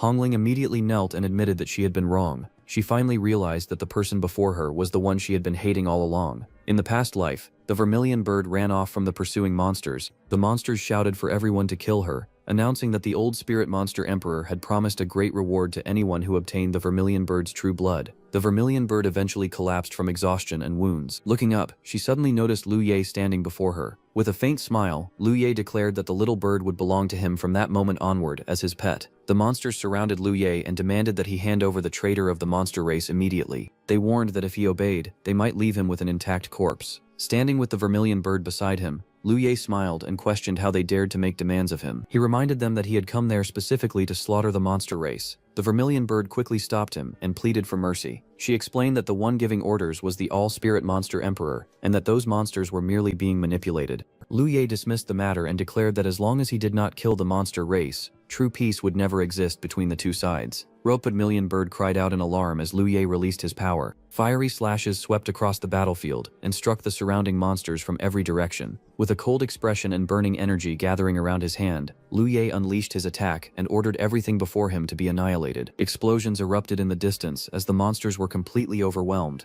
Watching the aftermath, the vermilion bird called Liu Ye's name and admitted that she did not know whether she should thank him or hate him. Back at the present, from the edge of the spirit pool, Hongling weakly addressed her senior brother and confessed that she now understood she had been wrong. Liu Ye looked at the scene before him and remarked that, for some inexplicable reason, witnessing it gave him a deep sense of satisfaction. The vermilion bird knelt beside Hongling and pleaded with Liu Ye, asking why he could not forgive her when she was already in such a state. Liu Ye coldly questioned how the vermilion bird still had the nerve to ask such a thing. He then demanded to know what poison she had given him in their previous life. The vermilion bird was shocked by the question. After a moment of realization, she answered that she had given him the slaughter lotus heart. Well, the slaughter lotus heart was the core of the slaughter lotus and a supreme treasure of the Asura imperial clan. It could stimulate murderous intent until the person affected could no longer control themselves. Remembering this, Liu Ye remarked that they truly knew how to outdo each other in their schemes. The vermilion bird faced him and asked whether he wanted slaughter. She admitted that he had killed many members of her race and told him to kill her as well if that would satisfy his heart. Liu Ye immediately drove her away and ordered her never to appear before him again. He then extended his hand from the water and declared that if Hongling stayed away from him from that moment on, he would forgive her. Hongling called out to her senior brother, but Liu Ye pointed at her and asked why she still could not understand. In the next moment, Liu Ye attacked with a massive surge of water that rushed toward them. Seeing the attack approach, Hongling looked on in shock. The vermilion bird quickly grabbed her and leaped aside to avoid the incoming wave. After escaping the strike, she turned back toward Liu Ye and demanded to know whether he had gone mad. The vermilion bird grabbed Hongling and flew into the sky, while Liu Ye watched from below. After they gained some distance, Liu Ye leaned back in the water and let out a relieved breath, feeling much better. Holding Hongling in her arms, the vermilion bird could not understand how Liu Ye had tried to kill her. She wondered whether he no longer cared about the feelings they once shared, and reminded Hongling that even if they were not lovers in this life, she was still his junior sister. Hongling reflected on her past actions, and admitted that when she attacked him in their previous life, she had never considered him either her lover or her senior brother. Later, The vermilion bird then mentioned Feng Wuxi, and questioned how such a cowardly member could exist within the monster race, and how Hongling felt for that bastard. Hongling could not explain it, and felt that perhaps some people were simply elusive. The vermilion bird remembered that Feng Wuxi had many wives and concubines during his time among the monster race. She found it unbelievable that so many women from the monster race admired him. Many desired his phoenix bloodline, and wished to bear his children. Hongling quietly wondered why the vermilion bird had never told her any of this in their previous life. The vermilion bird explained that she had not taken part in this battle in the past. If she did, she would have died back then otherwise. As she continued flying through the sky, Hongling wondered what she should do so that her senior brother would finally forgive her. Scene shifts. People gathered below a cliff and discussed Yue Hongling's fate. They had heard that although she had offended many people in Heaven's Chosen, she was still considered more valuable than most of them. Later, someone from the monster race rescued her, but her current whereabouts remained unknown. Feng Longxiang grew furious and declared that things had gone too far. He called everyone together and ordered the monster race, demon race, god race, and ghost race to kill. The crowd raised their fists and echoed his demand. Meanwhile, Liu Ye sat within swirling water currents and observed that the 4th, 5th, and 6th layer spaces had opened, while every Heaven's Chosen under 50 years old could enter. He decided that it was time for him to change locations as well. After stepping onto the ground, he believed that cultivating beneath the Tao Comprehension Tree on the 6th layer would be even more effective than the Heavenly Spirit Pool. When reminded that the teleportation point to the 6th layer was not in that direction, he revealed that he needed to kill someone first. Liu Ye fixed his gaze ahead and named Tu Wuying. He learned that Tu Wuying was the demon race member who had killed more than 100 human Heavens Chosen in his previous life. Determined not to wait any longer, he decided that this time he would strike first before soaring away at high speed.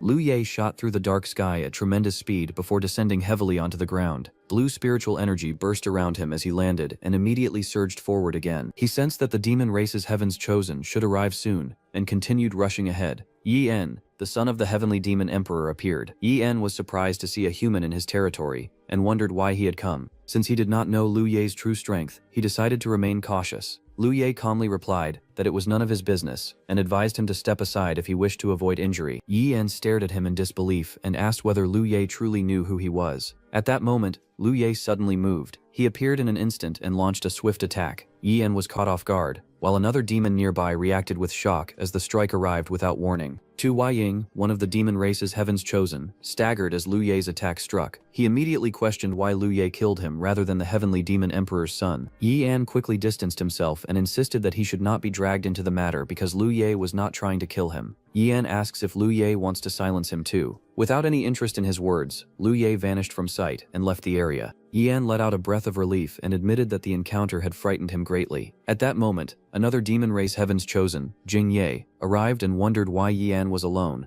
and where Tu Wuying had gone. When he discovered Tu Huaying's corpse, he was shocked and asked whether Yeon had done it. Yeon immediately denied the accusation and explained that a human was responsible. Jing Ye questioned why the human had spared Yeon if he had truly come to kill. Yeon complained that such reasoning made it sound as though he deserved to die. Jing Ye sighed and remarked that he finally understood why the demon race had suffered such a tragic defeat in the past. Meanwhile, Liu Ye arrived at the Tao Comprehension Tree and silently looked at the massive tree standing in the distance. His expression remained calm as a dark aura suddenly spread across the sky. He drew his sword and called for everyone hiding nearby to come out. Several enormous green dragon phantoms swirled overhead, but Liu Ye immediately launched golden attacks toward them and forced the disturbance to subside. Afterward, he sat beneath the Tao Comprehension Tree and declared that the time for Tao Comprehension had begun. In the next moment, a cultivator noticed the scene and wondered whether someone had seized the opportunity so quickly. A group from the wisdom sect arrived, and one disciple warned his senior brother that the man's strength was extremely formidable. He explained that many disciples of the wisdom sect had died at Liu Ye's hands at the heavenly spirit pool. The senior brother asked whether this meant Liu Ye held an old grudge against their sect. The disciple admitted that there was indeed a grudge, and cautioned that confronting such an opponent directly would be very dangerous. The senior brother summoned a massive golden dharma form and mocked his companions for fearing Liu Ye, claiming that their senior brother's strength was far greater than they understood. Meanwhile, Liu Ye thought that the wisdom sect had appeared again, and found those monks extremely troublesome. Chuling suddenly arrived and warned everyone not to disturb her young master's quiet cultivation. Liu Ye noticed even more troublesome people approaching, and decided that waiting was pointless, so he would handle the matter himself. Wrapped in blazing red energy, he rushed forward and unleashed a devastating attack. The monks screamed for their senior brother to save them as the assault tore through their ranks. Then enormous golden Dharma form shattered apart, and the senior brother could only utter amitabha in shock. Moments later, he was violently slammed into the ground, utterly unable to withstand Lu Ye's overwhelming power. Chuling worried that her young master's cultivation speed was increasing so rapidly that he might leave everyone far behind and never meet them again. Calling out to her young master, she firmly resolved that wherever he went, she would remain by his side and eventually become strong enough to catch up with him. She then bade him farewell and vowed to grow stronger at all costs. Elsewhere, Hongling, standing beneath a waterfall, swore that she would kill Feng Wuxi. She confessed to her senior brother that she had been the greatest fool in the world. When news arrived that Feng Wuxi had been found, she immediately asked to see the report. Feng Wuxi escaped during the battle the monster race and Hongling, but then he had fallen into the hands of the god race and was suffering terrible torture. She wondered why neither the god race, the monster race, nor the demon race had chosen to kill Feng Wuxi directly. She concluded that now that her love has turned to hate, so they assume she will defiantly go kill Feng Wuxi with her own hands, luring herself into their trap once again. As long as they remained hidden, Feng Wuxi would continue to suffer. She therefore decided to let the torture continue. The man that came with information praised Fairy Yue's strategy as truly world-shaking, but she rejected the compliment and explained that she simply did not want to repeat the mistake she had made before. At the Wisdom Sect, everyone was shocked that more than 20 people had been killed with a single strike and wondered whether their sect had truly declined to such a state. Inside the Grand Hall, an old monk stepped forward and chanted Amitabha. He declared that he would personally test the opponent, and if he perished, it would only mean that the time for the Tao comprehension tree to belong to the Buddhist sect had not yet come. The other monks answered with Amitabha as the elder released his power. He stated that if he could win, then the Tao comprehension tree was destined to remain with the Buddhist sect. He then ascended toward the sky. At the Tao comprehension tree, Lu Ye noticed the sudden phenomenon and reacted with surprise. Moments later, the senior monk arrived before him, greeted him with Amitabha, and introduced himself as Monk Dushan, requesting guidance from a fellow Taoist. Lu Ye accepted and remarked that the void refining realm could not be underestimated. He explained that he had only recently comprehended a portion of the Tao and hoped the eminent monk could offer guidance. Monk Dushan asked whether he had truly gained such an understanding, and Lu Ye immediately gathered his power and prepared to strike. Monk Dushan complained that he had only been showing off and did not expect such a serious response.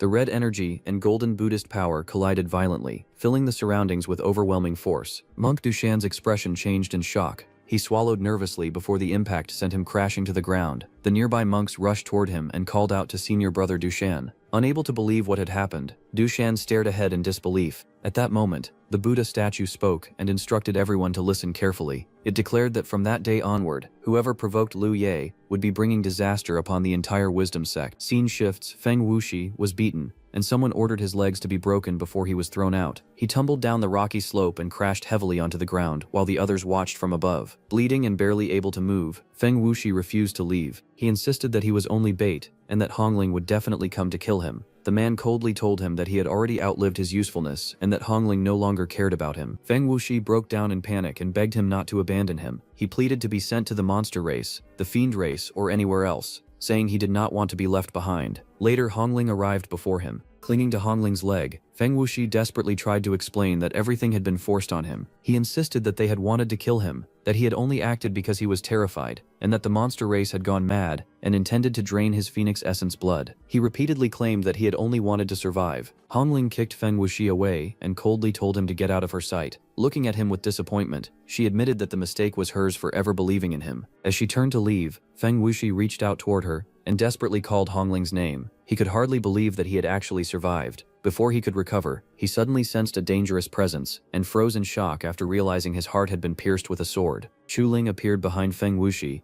and calmly remarked that no one who crossed the young master lived. Meanwhile, a man asked if he was Lu Ye. He stepped forward and introduced himself as Gu Qingtian of the Eternal Cult. He explained that he had come with fellow cultivators of the human race to discuss a matter with Lu Ye. After Lu Ye told him to speak, Gu Qingtian explained that cultivating beneath the Tao Enlightenment tree brought one closer to the Great Tao. He respectfully requested permission for the human race cultivators to cultivate beneath its branches as well. Lu Ye questioned whether they intended to offer nothing in return. Gu Qingtian admitted that they were offering nothing. Remaining calm, Lu Ye replied that he did not particularly mind sharing the space. However, out of curiosity, he asked what exactly they would do if he refused. Gu Qingtian apologized, but firmly declared that, with him present, refusal was not an option. Lu Ye smiled faintly and calmly asked if that was truly the case. He then looked over the gathered cultivators and asked who else shared Gu Qingtian's opinion that refusal was not an option. One cultivator immediately stepped forward and declared that he agreed. He stated that, as a member of the human race, Lu Ye had a duty to contribute to their cause because the Tao Enlightenment tree should be shared among all the heavenly prides. More cultivators voiced their support,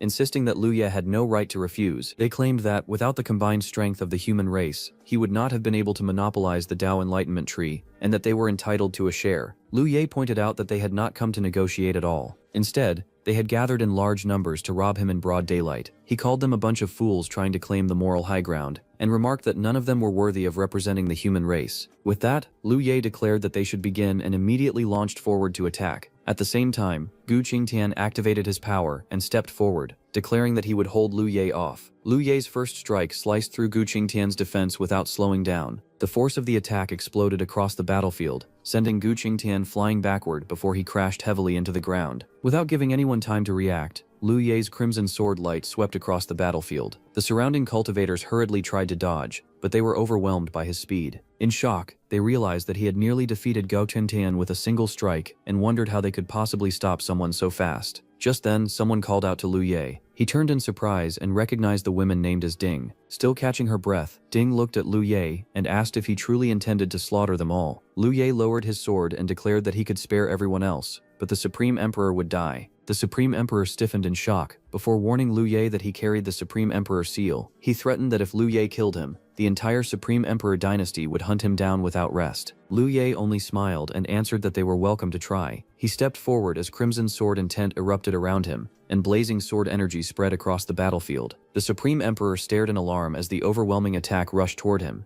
With a cold gaze, Lu Ye launched the killing strike and declared that it was time for the Supreme Emperor to die. The Supreme Emperor was struck by Lu Ye's attack and crashed to the ground in shock. Realizing Lu Ye had truly intended to kill him, he panicked and thought that Lu Ye had become a complete madman. Lu Ye descended calmly and raised his hand. The Supreme Emperor seal activated just as he had expected and blocked the fatal blow. With a cold smile, Lu Ye remarked that since the slaughter had already begun, he might as well leave no survivors. Ding rushed forward and pleaded with Lu Ye to stop, warning that if he killed anyone else, even the Great Tao sect would no longer be able to protect him. A man hurried over and urged junior brother Lu to stay his hand, because he could not continue killing. Lu Ye let out a quiet sigh and agreed that for the Great Tao sect's sake, he would stop. However, he added that he would kill only one more person. Before anyone could react, he disappeared in a flash. Ding turned toward the sudden burst of light and cried out in alarm for junior brother Lu. Meanwhile, Gu Qingtian coughed in relief and thanked the heavens that Lu Ye had not come after him. Suddenly he sensed an attack. He immediately reacted and unleashed the Azure Lotus Heaven's Canopy technique to block the incoming attack, but Lu Ye's golden slash tore through the defense. Watching the barrier shatter so easily, Gu Qingtian could only stare in disbelief and mutter that it was impossible. Lu Ye looked down calmly and remarked that there was finally some peace. He then declared that he, Lu Ye, would take full responsibility for the slaughter. If anyone wished to seek revenge, they could come find him, because he would be waiting. Looking at the remaining people, Lu Ye warned them that if they valued their lives, they should leave immediately. He would count to 10, and after that he did not want to see a single person still there. Without changing his expression, Lu Ye began counting down from 10.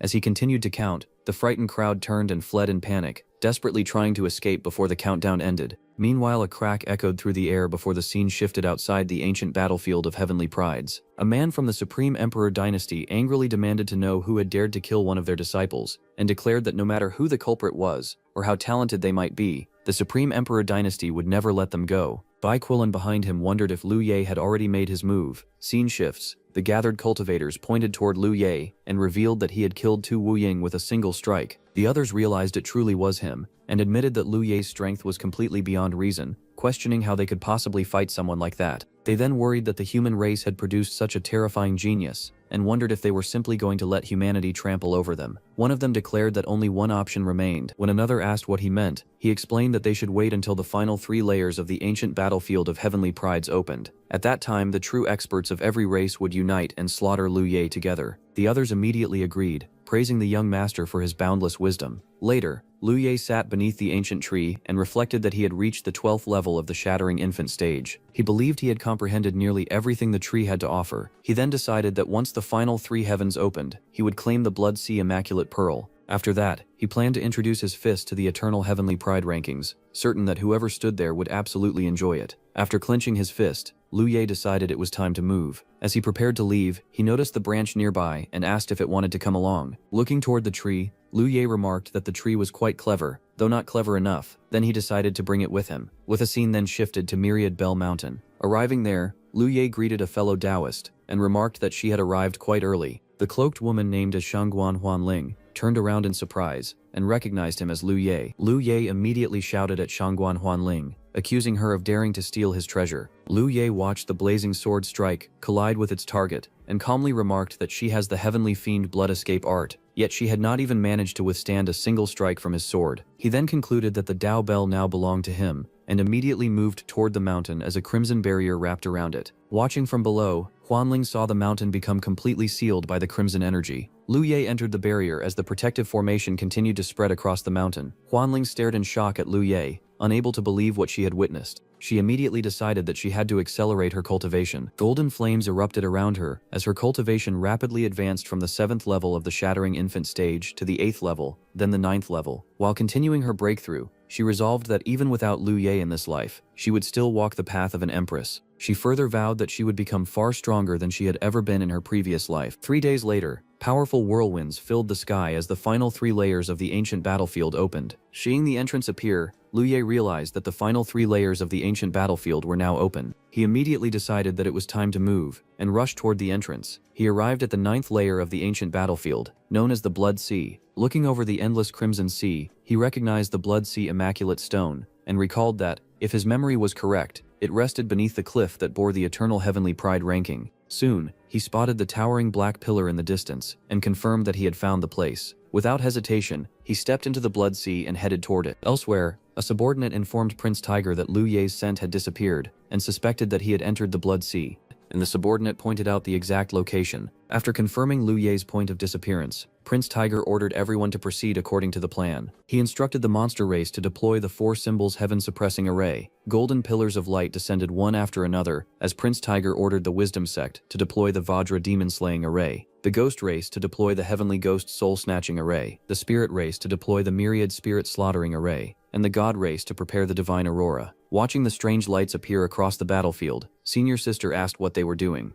Bai Quillan explained that they were deploying formations. Senior Sister replied that she already knew they were setting up arrays and wanted to know who those arrays were meant for. Bai Quillan says that it's for Liu Ye. Shocked, Senior Sister wondered what kind of offense he had committed to make so many non-human races unite against him. Hongling urgently told her master Bai Quillan that there was no time to hesitate, and urged her to strike immediately. Bai Quillan gathered icy spiritual power at her fingertips, and launched a powerful attack toward the battlefield. The icy attack descended from the sky, causing the people below to look up in alarm. They realized that someone was interfering. An elder monk immediately stepped forward and chanted Amitabha before raising a giant golden hand to block the incoming attack. The frozen energy crashed into the golden hand, instantly covering it with thick ice. Seeing the collision, the elder monk was shocked and realized that the attacker had actually reached the Tao integration realm. Countless ice crystals continued to rain from the sky, forcing the people below to scatter in every direction as they shouted for everyone to run. A white beast released a powerful blast that shattered part of the falling ice. At the same time, the monster, ghost, fiend, and spirit races rushed forward alongside the monk, bringing the number of Tao integration experts to 5. Watching the situation unfold, Hongling informed Bai Quillan that the monster, ghost, fiend, and spirit races had also joined the battle, making a total of 5 Tao integration experts. Senior Sister urged Bai Quillan to keep channeling her power and leave those enemies to her. As Bai Quillan continued maintaining her technique, Senior Sister leaped forward with her Guqin, preparing to face the advancing experts. The expert rushed through the waves of blue energy with a cold snort, forcing Senior Sister to realize she could not stop him alone. Sweating, she admitted that her junior sister would have to handle him instead. Bai Quillan released more icy power and calmly ordered go. Streams of freezing energy shot across the battlefield toward the approaching enemies. One expert stepped forward and declared that he would hold Bai Quillan back, intercepting the incoming attacks to keep her occupied. Then he struggled against her and admitted that he could not hold on much longer. A women expert urged the others to go and kill Bai Quillan before calling for everyone to follow her. While maintaining her technique, Bai Quillan noticed something unusual above her and looked up in confusion. At the same moment, a massive ice spear flew through the air toward the battlefield as she attacks. A red-haired enemy suddenly appeared behind the woman who had been attacking Baiquilin. His eyes glowed with a sinister red light as he silently closed in from her blind spot, preparing to strike. Surrounded by crimson energy, he dove toward his target with killing intent. As he closed in, he declared that she would die. Baiquilin immediately sensed the danger and urgently shouted for everyone to get away. Her disciple turned back in shock, and when Hongling realized what was happening, she cried out for her master. Senior sister remained calm and reassured her that Baiquilin would not die. Baiquilin gathered her power without hesitation, clasping her hands together as cold blue energy surged around her. She activated the Great Thousand Chaos technique, causing icy power to spread across the battlefield. And with this, we've come to the end of today's episode. If you stayed till the last second, drop your thoughts about this story, and in the comments, guess what our MC will do next. A quick like helps more than you think, and subscribing makes sure you never miss what comes next. Thank you for watching, and check out this video right here.